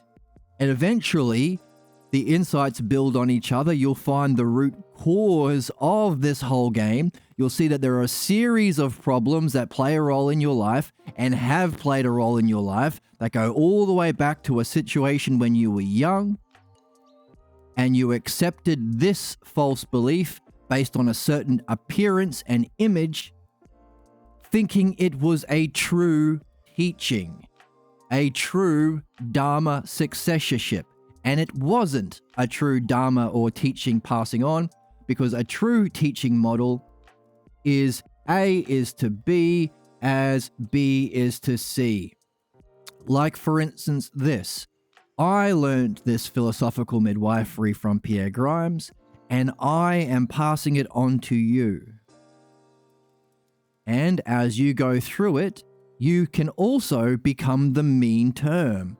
So it will be B is to C as C is to D. And you can pass it on to your friends as you go.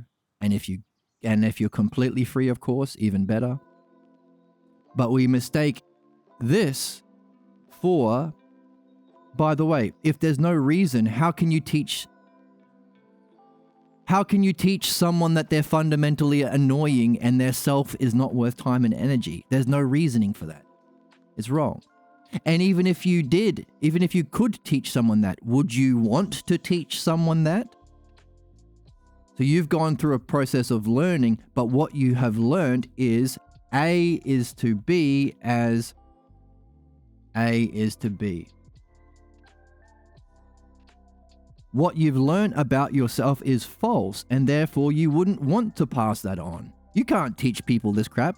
Of course, there are people who try to. Those are the political authorities and stuff we have in our world right now. Fundamentally mistaking this teaching ratio or teaching analogy with this one here. Because you wouldn't want anyone to believe this about themselves. Whereas you might want somebody to realize what you have just realized about yourself.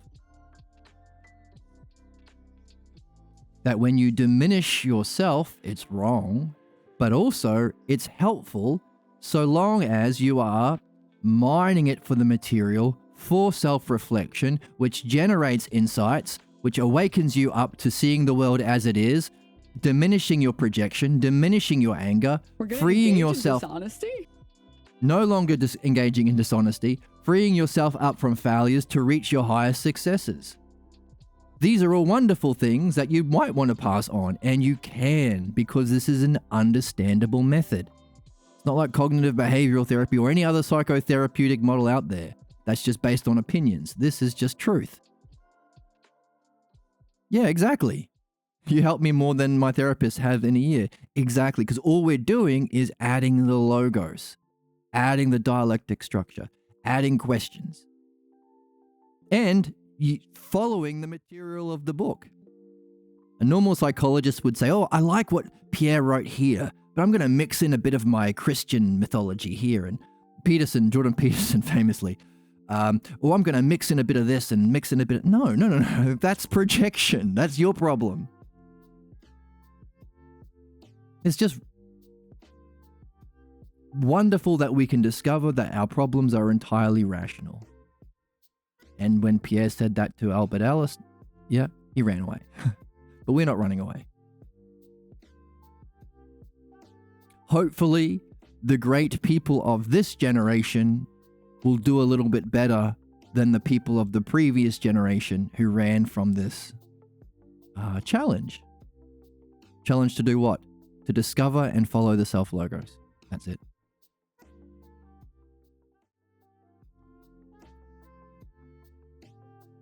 So, which means that doesn't matter how many times your friends will assure you that you are not annoying, you will just that you think that. You will just work harder to become annoying, because being annoying is the goal. Because being annoying is something that you can do within your family that will allow them to treat you as the knower. And it's a role within your family, and also it's a certain state of mind and a certain way of functioning. Keep to yourself. Shut down and withdraw. That is the goal state of your role within your family. And the longer you hold on to it, you are saying, I am a fantastic student, and you are. But you're a fantastic student to terrible teachers that you shouldn't listen to. But you had to because you were dependent on them as a child. Or it would be very difficult to challenge it, even as a kid. As a kid, I mean. So, that's the goal. That's part of your role. So you've got clues about where it ends up. By the way, if you believe you're annoying, that might diminish you so your loved ones can play the big role and feel good about themselves when they crush you for being annoying. And don't you want your loved ones to feel good about themselves? So our pathologos also... our pathologos also... come on, Dennis. Also becomes our model for love. Because if this is our model for excellence and we want and happiness, what is our model? To crush others the same way we were crushed, because that's our false teaching of what it means to be a guru. But it's not really the teaching, because the real guru teaches this, a mean analogy that you can pass on. Diotima is to Socrates as Socrates is to us, as we read the Symposium, or Glaucon, or Agathon in the Symposium. Or Parmenides is to Socrates as Socrates is to us when we read the Parmenides. Your dad is to you, or your mum is to you as... Whoops.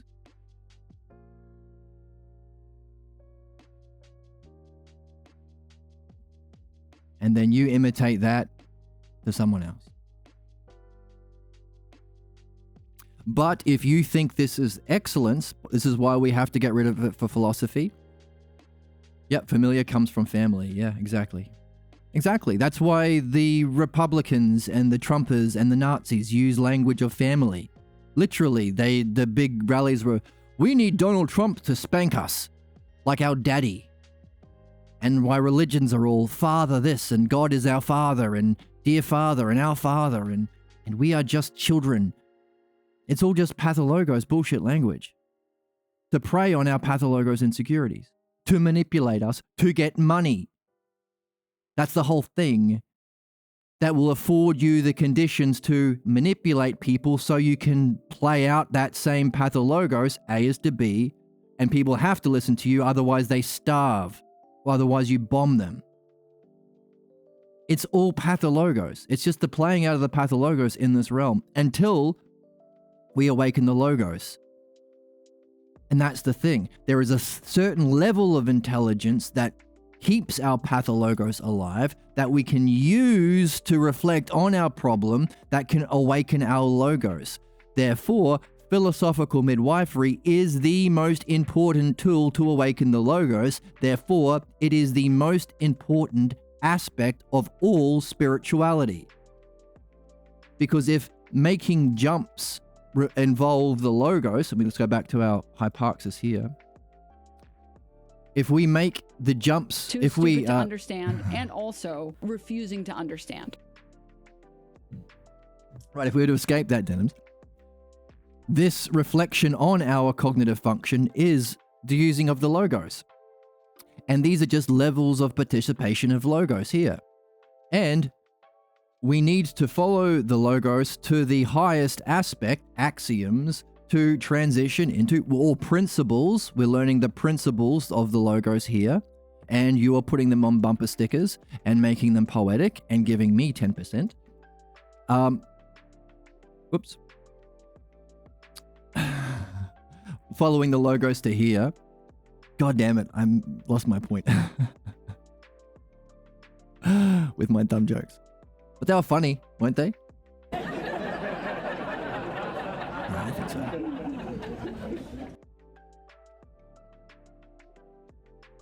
You'll have your own merch store. No, you're doing it. I'm just getting 10%. You can use Awakening. You can use my channel name if you want. Right, so this is the progression through the logos to here that then awakens this to the logos. And by the way, the thing that prevents this spiritual... Oh, you're right. So the logos is the thing that allows the jumps through cognitive functions. So it's therefore the spiritual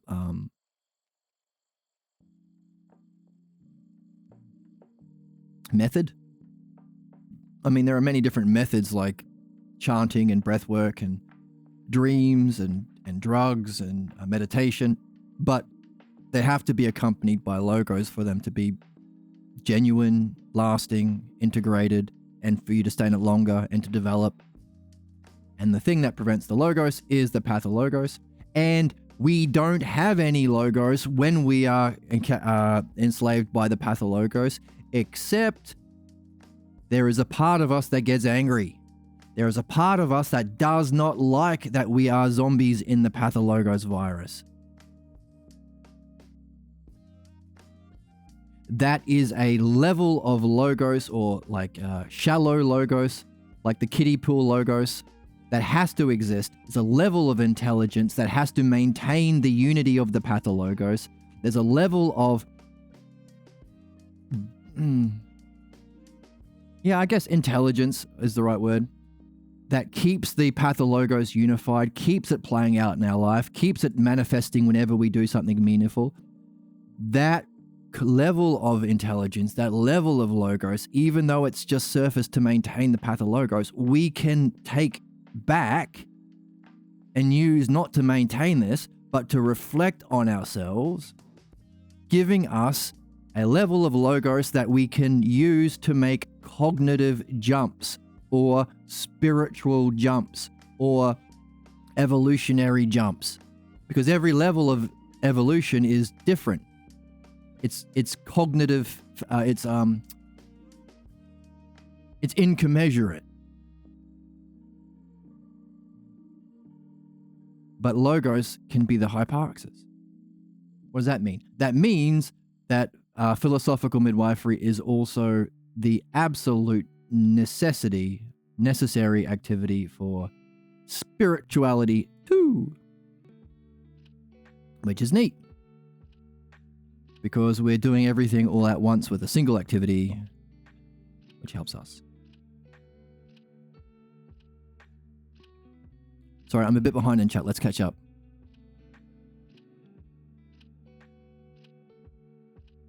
No one's ever sat with me. Thank you. Oh, of course. And you can do it to somebody else because you've seen the significance of it. So, having gone through a kind of injustice, a kind of ignorance, led you to the point where you have seen the significance of philosophical midwifery as a kind way of treating people, as a helpful way of treating people, and also as the model for actual learning or actual spirituality. Because as we're reading, it's the actual A is to B is to B is to C model. And it's poggers. Thanks, Emma. So you can pass it on. That's where you live, in the weirdo pool. You're going around doing that in the weirdo pool. That's you. So the weirdo pool is here. We have a shallow pool of logos that can... The shallow logos, or the shallow intelligence that maintain the pathologos. That's the weirdo pool. But we can get out of it. That's the point.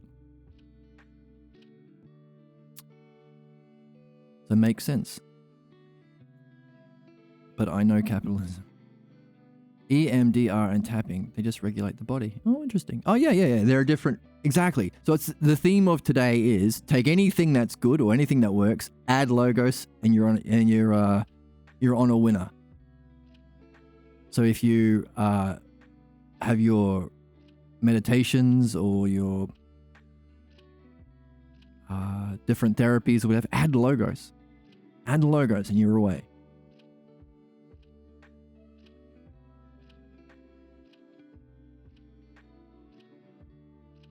I'll take a break from mentoring and sit with this.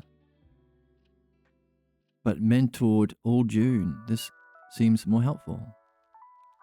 Yeah. And if you're the one doing the mentoring, same principle. Add the logos and you're away. Hey, look at what I discovered. I came across this weird channel. And I find that very entertaining. But it was very entertaining because of all the wonderful sound drops. And this weirdo said this stuff about the logos. Maybe we could try it out. All right. I tell everyone about me. I hope you're when you do that, it's important to keep your fists raised up here and your shoulders up as well to protect your jaw. When you tell people about the logos and about this channel.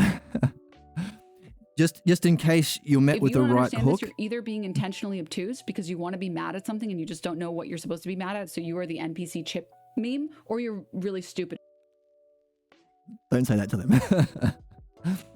So I'm glad that you are telling people, but keep your guard up like this to protect your jaw. I say that because as this is the most meaningful and most challenging and all of the other mosts, it's going to be the thing that triggers the pathologos, guaranteed. So that's part of my difficulty, is how do I share this with the world? In a way that's not going to get myself knocked out, but also, I dropped my stuffy. But also in a way that doesn't ruin I don't want people to become adverse to philosophy. I don't want philosophy to put a midwifery to put a bad taste in their mouth. But I can't not say anything. It's a puzzle that I've been carrying for a long time. But it's important to recognize how challenging it is. And you've gone through it. So you will continue as you stay in the game and stay subscribed to the channel. There will be 100 times where you'll feel like you should leave the channel. I will guarantee it. And you will feel like you're right. And you will feel very angry about the fact that it's bad. You got to stay in it anyway. And as you find what's required to be sacrificed, what's required to stay in the game, what's required to make it a new way of being, what's required in the sacrifice of the old, you will have first-hand experience of the difficulties people go through in this process, which will help you be a better guide yourself. And that's the goal. The guide. To be like a daemon, like the Dream Master, like Socrates, like Pierre Grimes. But keep that in mind, because it sucks when you're in the middle of it. When you're having the hard part, that sucks. But stay in the game. Keep following the logos. And pass it on, whatever level you're at. Be a B to someone's C. Using this. Be a B to someone's C. Now, I'm going to take... Okay, I'm back. Let's read that chat. Resistance will always persist until we surrender to new ideas and concepts. So I'm open to all this. I don't hold on to anything as the ultimate truth, just here to learn. Can't learn if I'm stuck on my own truths. Exactly. Your own truths, that's the thing. Truth is beyond us. Pierre would say sometimes when someone would he'd say to some people, look, this is just all in your head. There's nothing good in your head. And I always thought, gee, that's mean. Nothing good in your head. But the point is, the truth that we, like the intelligence and the truth that we learn to be open to and participate in or share in, is beyond us as individuals. In fact, the image of ourselves as an individual might turn out to be a pathologos itself. And then some people turn around and say, well, hang on a second. I don't want to lose my sense of self. And then you would say, hang on a second. Do you still think of yourself as the same as you thought of yourself when you were 5? Well, no. You're only losing what's false about yourself. And that also goes back to here, which is, what does it mean to be in the game? Well, it's an adventurer. This is us. But also seeking excellence and truth above all else. Carrying your questions in your question sack. Polishing them up nice. Developing hypotheses through the dialectic. Carrying them with you. In midwifery, you test your hypotheses in experience. You search for clues like Sir Sherlock Holmes. You seek your highest goal possible like Harry Potter or like a wizard, like an adventurer. He better not. You better. You actually better. But seeking truth above all else. Truth is an ocean. When we surrender and let go of control, we will always return us to shore and takes away what doesn't belong, washes us back to where we do. That's the logos. We want to soar on the updrafts of philosophy and logos.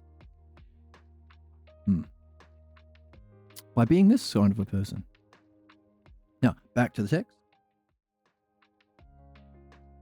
So pathologos is a kind of belief that is a lack of awareness that one's judgments about oneself and the nature of reality, I am not worth people's time, and people are annoyed by me, are derived from particular experiences in one's past, generalized to all, and being unable to relate to or accept, I still feel like I'm stepping on people's toes, that there is sufficient evidence to deny the generality of that judgment, yet thinking and feeling and acting to the point of not reaching your goals as upon them as if they were self-evident truths.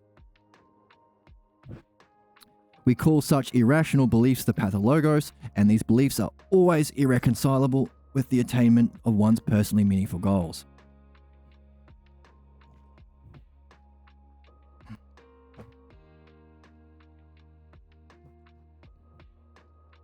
So that's what we saw. adjusting my chair because my back is sore at the moment.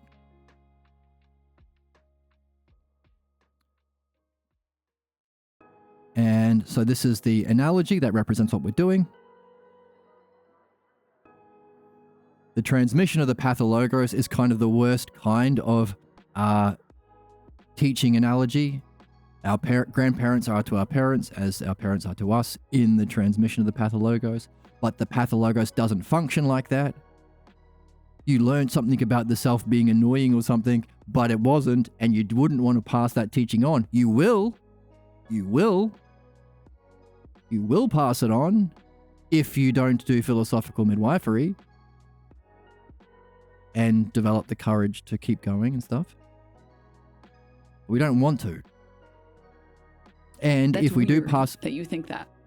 And if we do pass it on, it won't be in a teaching analogy. You'll be just treating the person without the words in a way that you were treated. So when we are playing out the pathologos role, we are not parenting. The child has an assigned role or plays one of the roles of the parents. There's a certain role involved in playing that game. Okay, it's a redundant ratio because it repeats itself, so we call it a distorted analogy. It's irrational. It's static. It blocks the development. It's primitive, so we are still barbarians until we do fix this shit. As a species, institutionally, implement midwifery, dream analysis, and philosophy everywhere. Not have a pub on every corner, have that in every corner.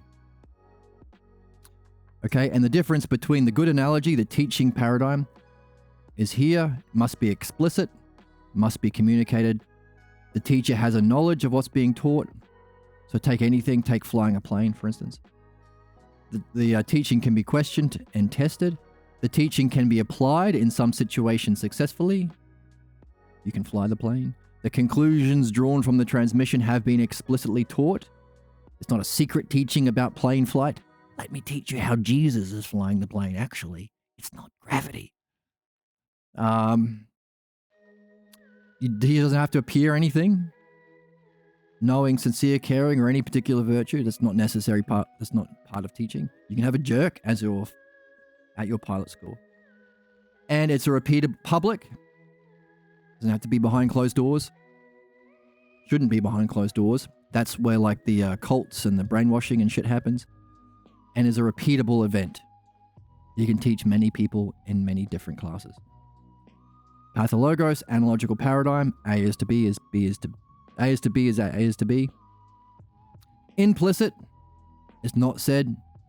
So that's, you might feel like when you're around certain people who don't say things, they kind of hint to things. Really fucking uncomfortable to be around. I hate those people. Just tell the truth. Come on. That can often be... Teacher has no knowledge of what's being taught. So people who don't want to say because they don't know and they're trying to get away with not saying it. Pathologos cannot be tested or questioned. Love when people are assertive too. Yeah, just, it's the, like that. Be assertive like that.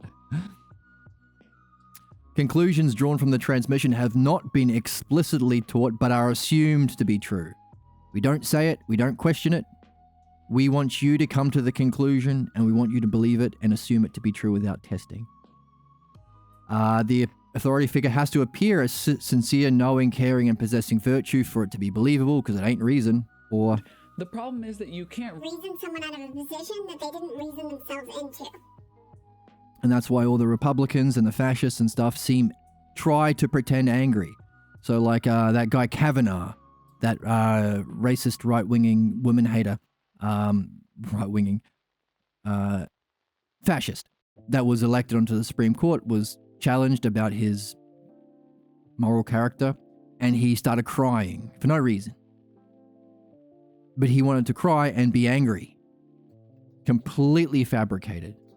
They all do it. Fox News, all of it. They just pretend to be angry to give the appearance of being someone who possesses virtue, because they expect a lot of American parents, many of whom who are raised in poverty, will be angry and treat that, have that anger expressed to their kids. Kids think that's what it means to be knowing, so journalism gets away with this cry bully display as an alternative, a pathologos alternative to actually possessing knowledge, actually following principles, actually caring for the people under your leadership. Art is supposed to benefit the subjects, not the artisan.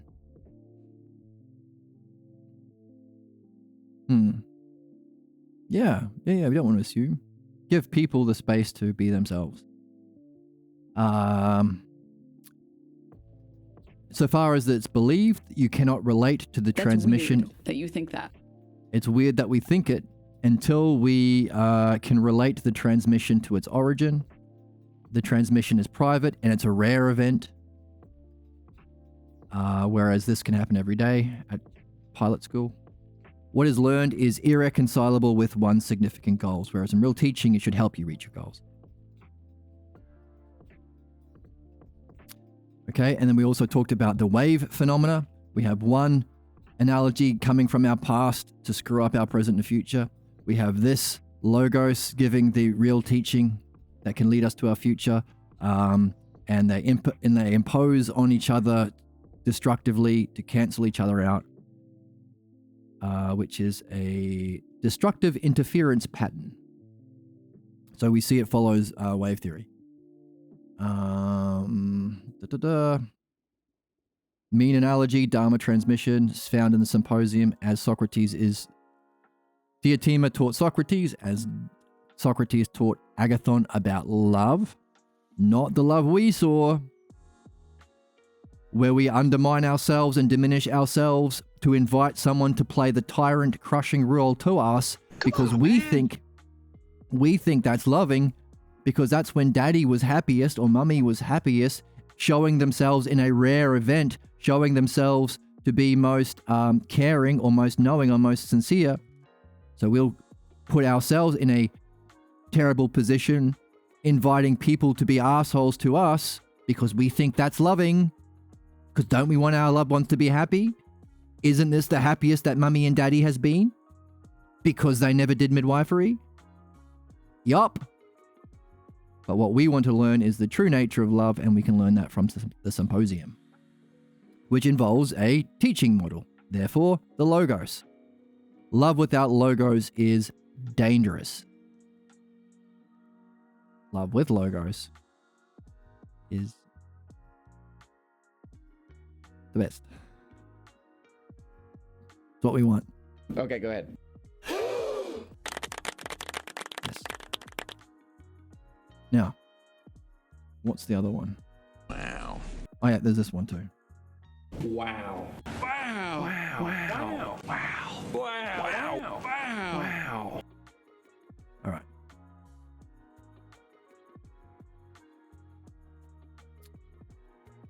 And then, yes, so, and then there's the idea of cognitive jumps. We talked about the logos and how that's needed for the cognitive jumps and for you to have something to, I guess, get your bearings when you're in the new world and not be afraid of it or maybe stay in it further.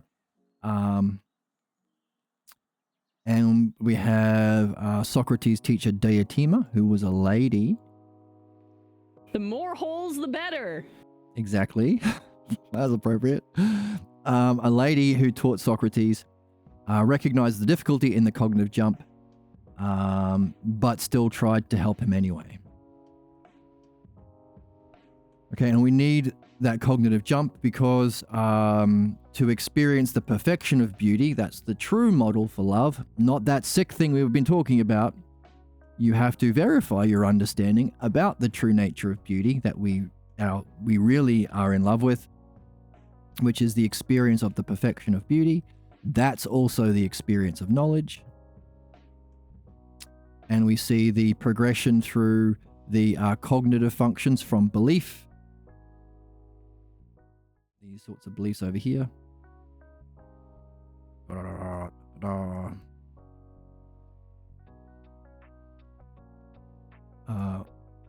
Where are we? Did we not write the beliefs up there? Surely we did. I remember doing it.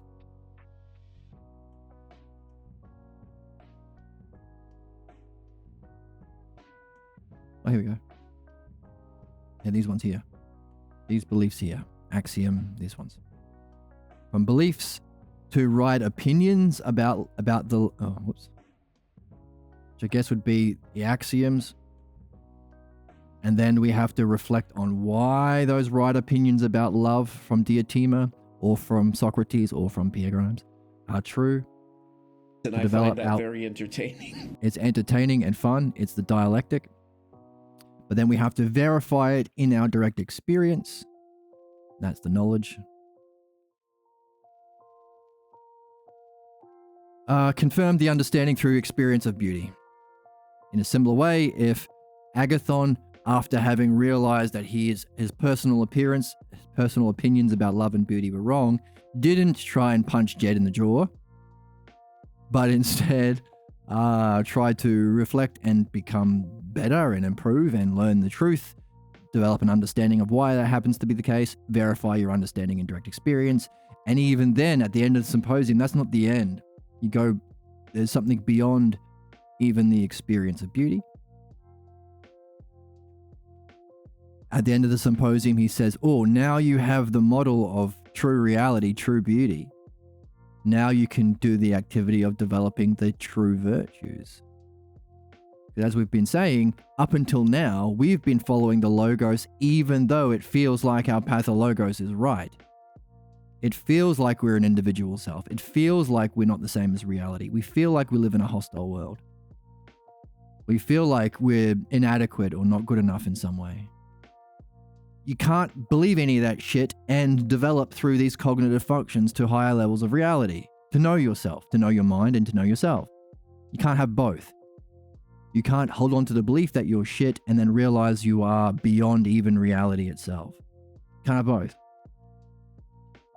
So you follow the truth even though the false feels true. And as we said in chat, as our chatter said, to me it feels true. The others, doesn't feel true to them. Exactly, because it isn't true. It doesn't feel true to others. It's not their problem. And anything they see in you that they do have a problem with is likely going to be a projection of their own issues anyway. It's a very interesting line we walk, yeah. But once you've gone through it, you've understood how and why this has to be true. Helps to pass on your teaching, helps to have friends to talk about, helps to join the Discord. You can have understanding, which makes courage easier. It's not just the belief or right opinion, not belief, right opinion, but you're actually understanding. You can piece it together. You can share it in a dialectic, which refines your own understanding. You better. Over coffee. That's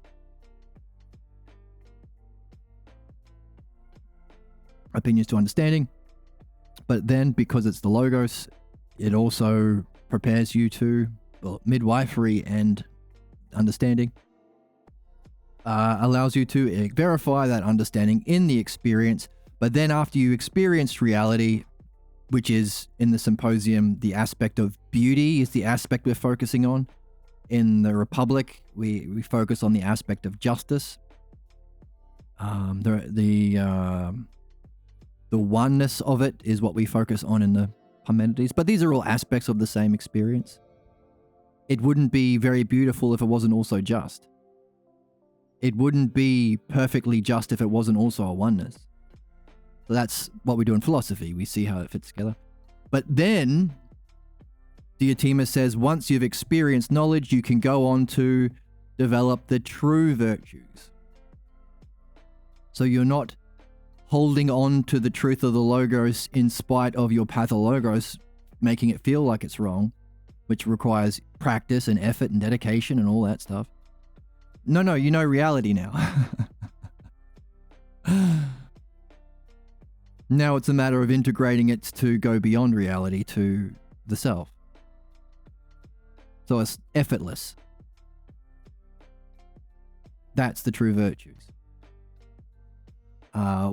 that's a part of it. There's more to it, of course. I don't want to blow anyone's questions.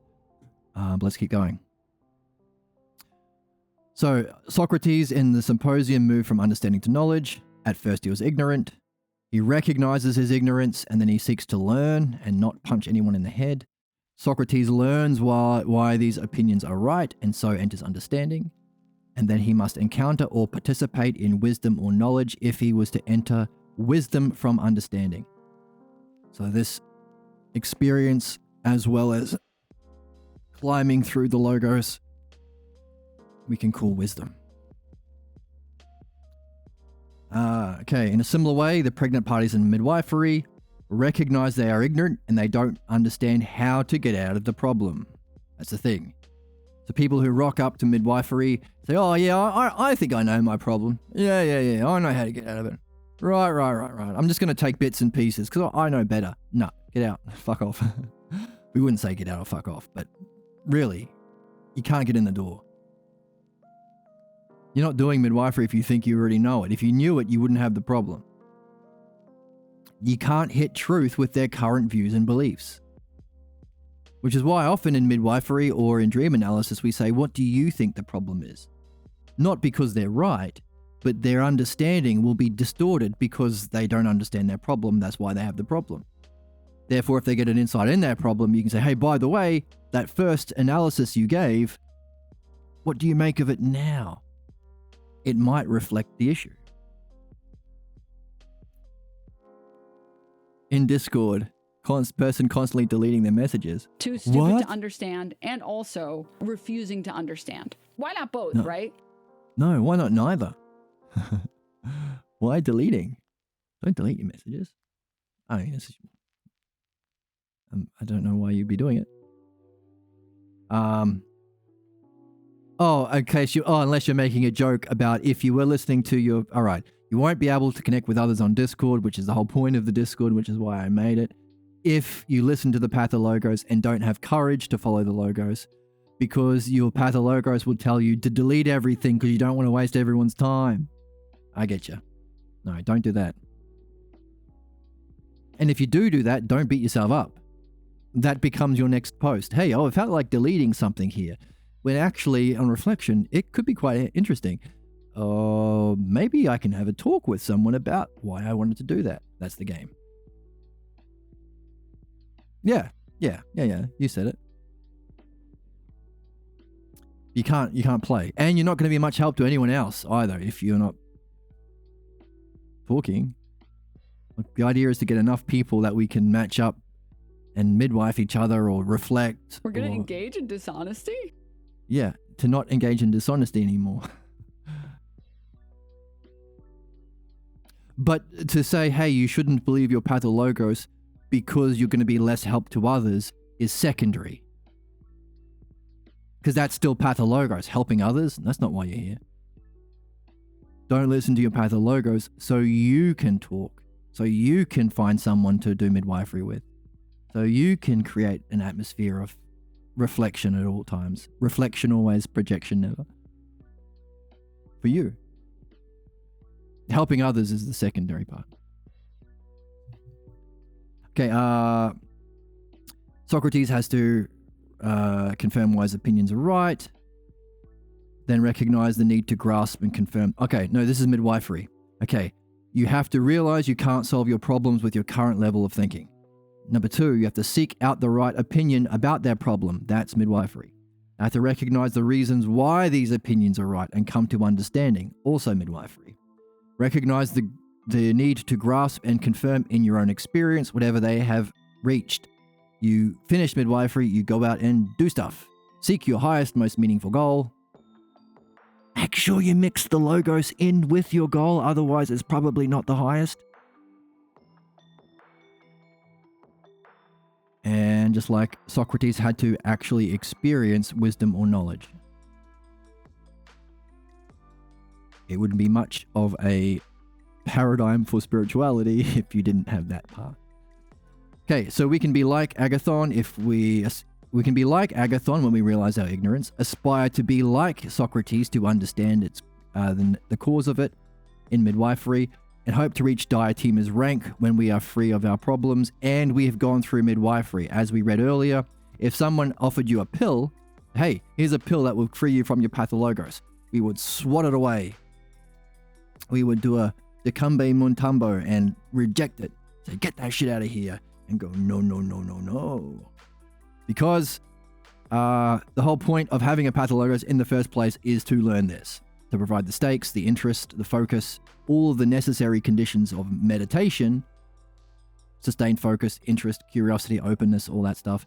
But on your problem, forcing you to, or creating the ideal conditions for, and encouraging you through your thoughts and dreams to master midwifery. This seems to be why we're here completely. And then we can wonder about, well, what would it be like to transcend or escape the cycle of reincarnation, or the prison of reincarnation, as Socrates puts it, to be on a higher dimensions of existence that are non-physical with other beings who have also graduated and are non-physical. What would we do? Well, you'd want to be able to think well, because that's what you'd be doing. You wouldn't be physically doing stuff, you'd be mind in some level. Unbelievable sluts these days. I know, these days. But if you want your mind to work well, which would be the dialectic and midwifery. And if you were a non-physical entity, you wouldn't want to be around some ignorant racist. That would be terrible. At least in the physical world, we can run away from them. Unless you're Palestinian, in which case... But anyway, let's not talk about that right now. So, the point is, we are learning something that we can take with us. And therefore, a rational way of approaching our time on this planet. Agathon is ignorance, but quit the exploration about the nature of love after he was led to recognize that his beliefs about love were false. This is what happens to most people when they begin midwifery, they run away. And we've seen that with the people we've talked about before, Alan Watts, Albert Ellis, L. Ron Hubbard, you name them, they ran. Socrates, in a similar state, sought the right answers about love. So he was different. We want to be like him. We want to seek the right answers, not run away from the truth. In a similar way, those who admit to having a pathologos problem know full well that all attempts to solve it have failed, and seek through midwifery to gain an understanding of what they do not know about themselves. This process of examining and reflecting on their problem, they go through stages similar to development of the Socratic quest. We are going through something similar that Socrates went through. The similarity is significant because learning follows the same dynamic. In the Socratic learning, there is a teaching transmission, but that is not the case in what is learned about midwifery, because no one would knowingly want to persuade another to accept as true what they got rid of as false. What we saw today. It's not a teaching transmission, it's something else. It's a freeing thing. The development through the 4 stages requires a different analogy from the mean analogy of the 3 terms used to express the Dharma or teaching transmission. In that analogy, Socrates occupies the mean terms between diatema and agathon, but in respect to the development through each of these 4 cognitive stages, we will need another model. The cognitive process starts with a kind of ignorance, one that is based on having emptied oneself of all beliefs about a subject. Right opinion is a learning that fills the gap through understanding. This was the quote that I was referring to from Pierre. We don't want what's in your head already. Nothing good there. Nothing valuable to us there. We want to empty ourselves from beliefs so we can fill them with right opinions. Confirm through understanding, we recognize why the opinions are right, and in confirming that understanding through one's direct experience is knowledge. There is one thing that is taught, but there are 3 cumulative levels of knowing. It is because of this cumulative or additive factor, we add every level, that we say, so we've got to empty the cup first, then we add, then we add, then we add. We can say that development from understanding to knowledge expresses a greater value from ignorance to right opinion. So, having realized you don't know, and then starting to learn the right opinions, is great. It's an upgrade. But I guess the word is exponential. So it's cumulative and exponential, we would say. So, and then you go from right opinions to understanding. That's even better. Understanding, you can function through it. You can see through it. You can help other people. You can do dialectics and things. You can use it in your arts. Freaks. But then, freaks, I know. But then, the actual experience of recognizing or remembering yourself as ultimate reality, confirming in your direct experience what you've been understanding, that's way better. There's a quote from Socrates, I would rather be the slave to a lord who has not even any land. Imagine the things you'd be doing to a master who doesn't even have land. What kind of a slave would you be?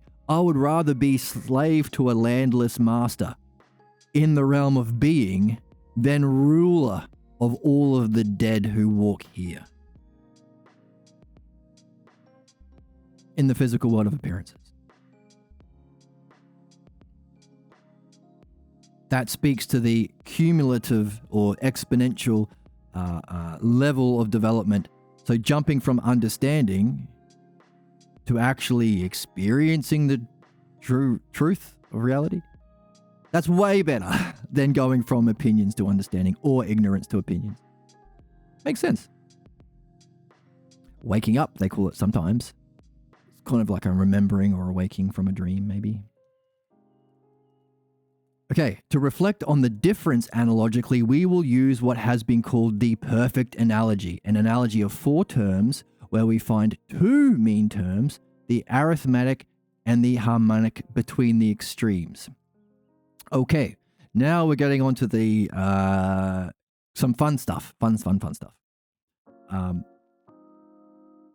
The fundamental mean ratio of real learning, one wave, the good wave, is contrasted against the distorted model of learning, AB, which is the pathologos from the past, causing our conflicts and our distortion in our everyday life.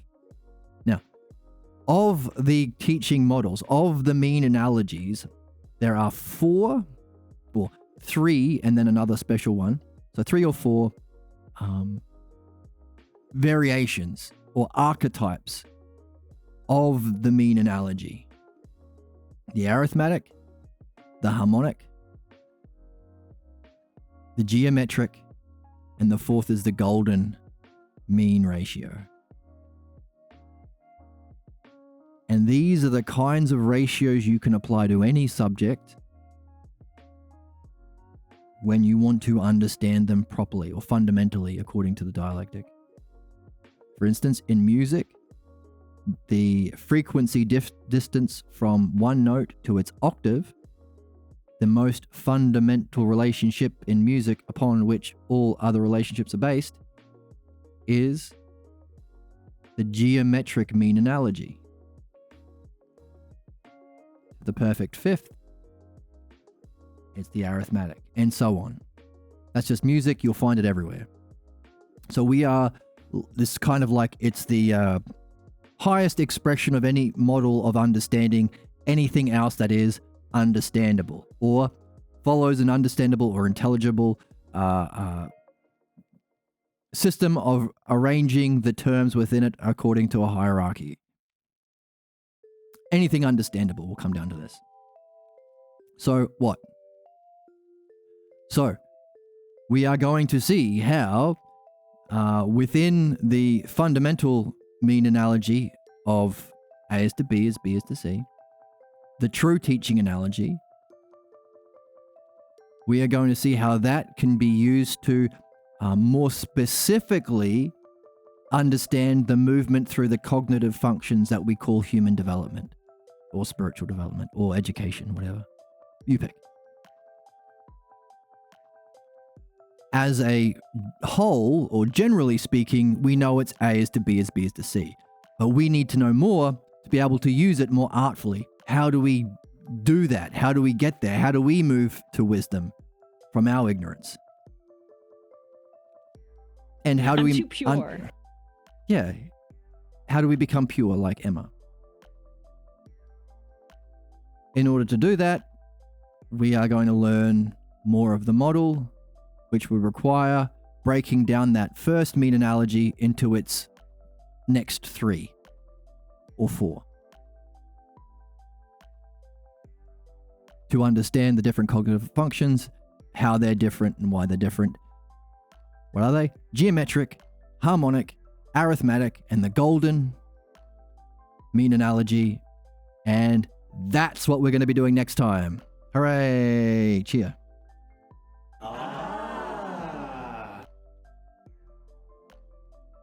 Okay, I've lost my sound drops, but we can clap. Hooray. That's what we'll be doing next time.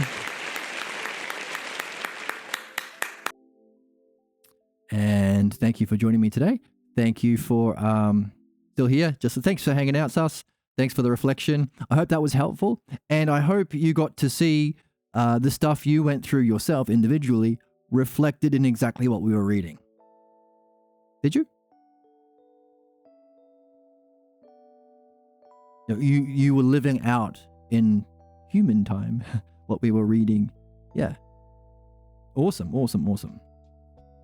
And you would agree, you wouldn't want to pass on the teaching that the self is annoying and shouldn't speak to anyone else. That's not the kind of teaching model that we're after.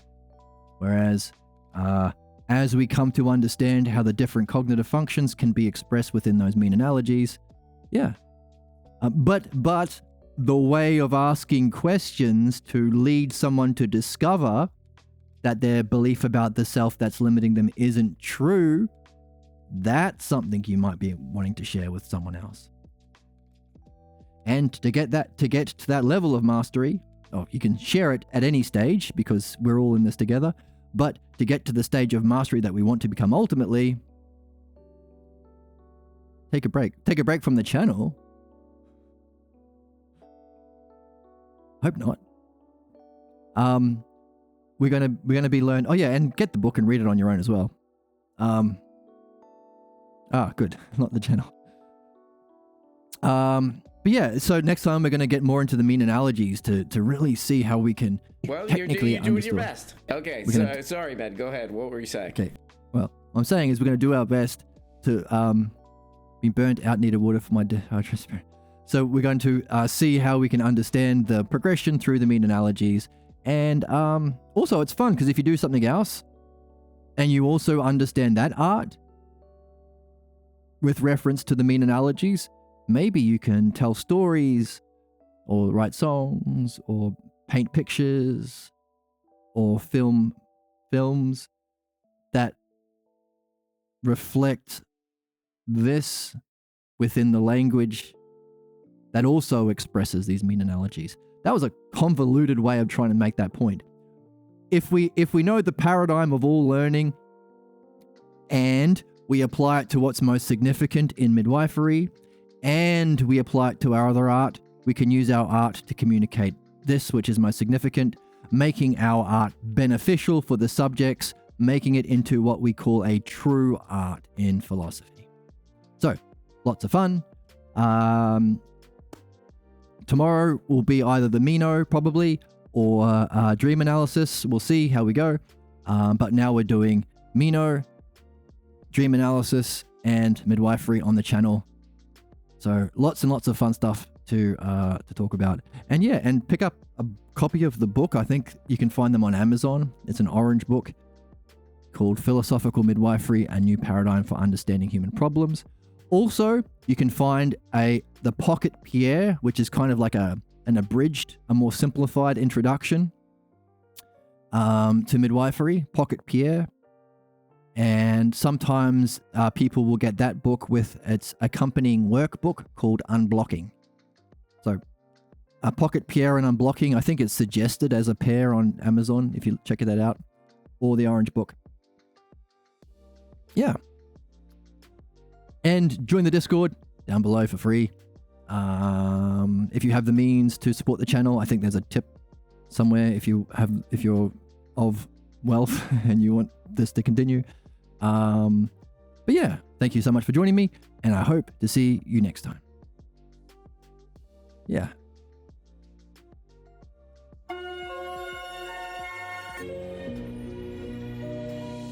Bye.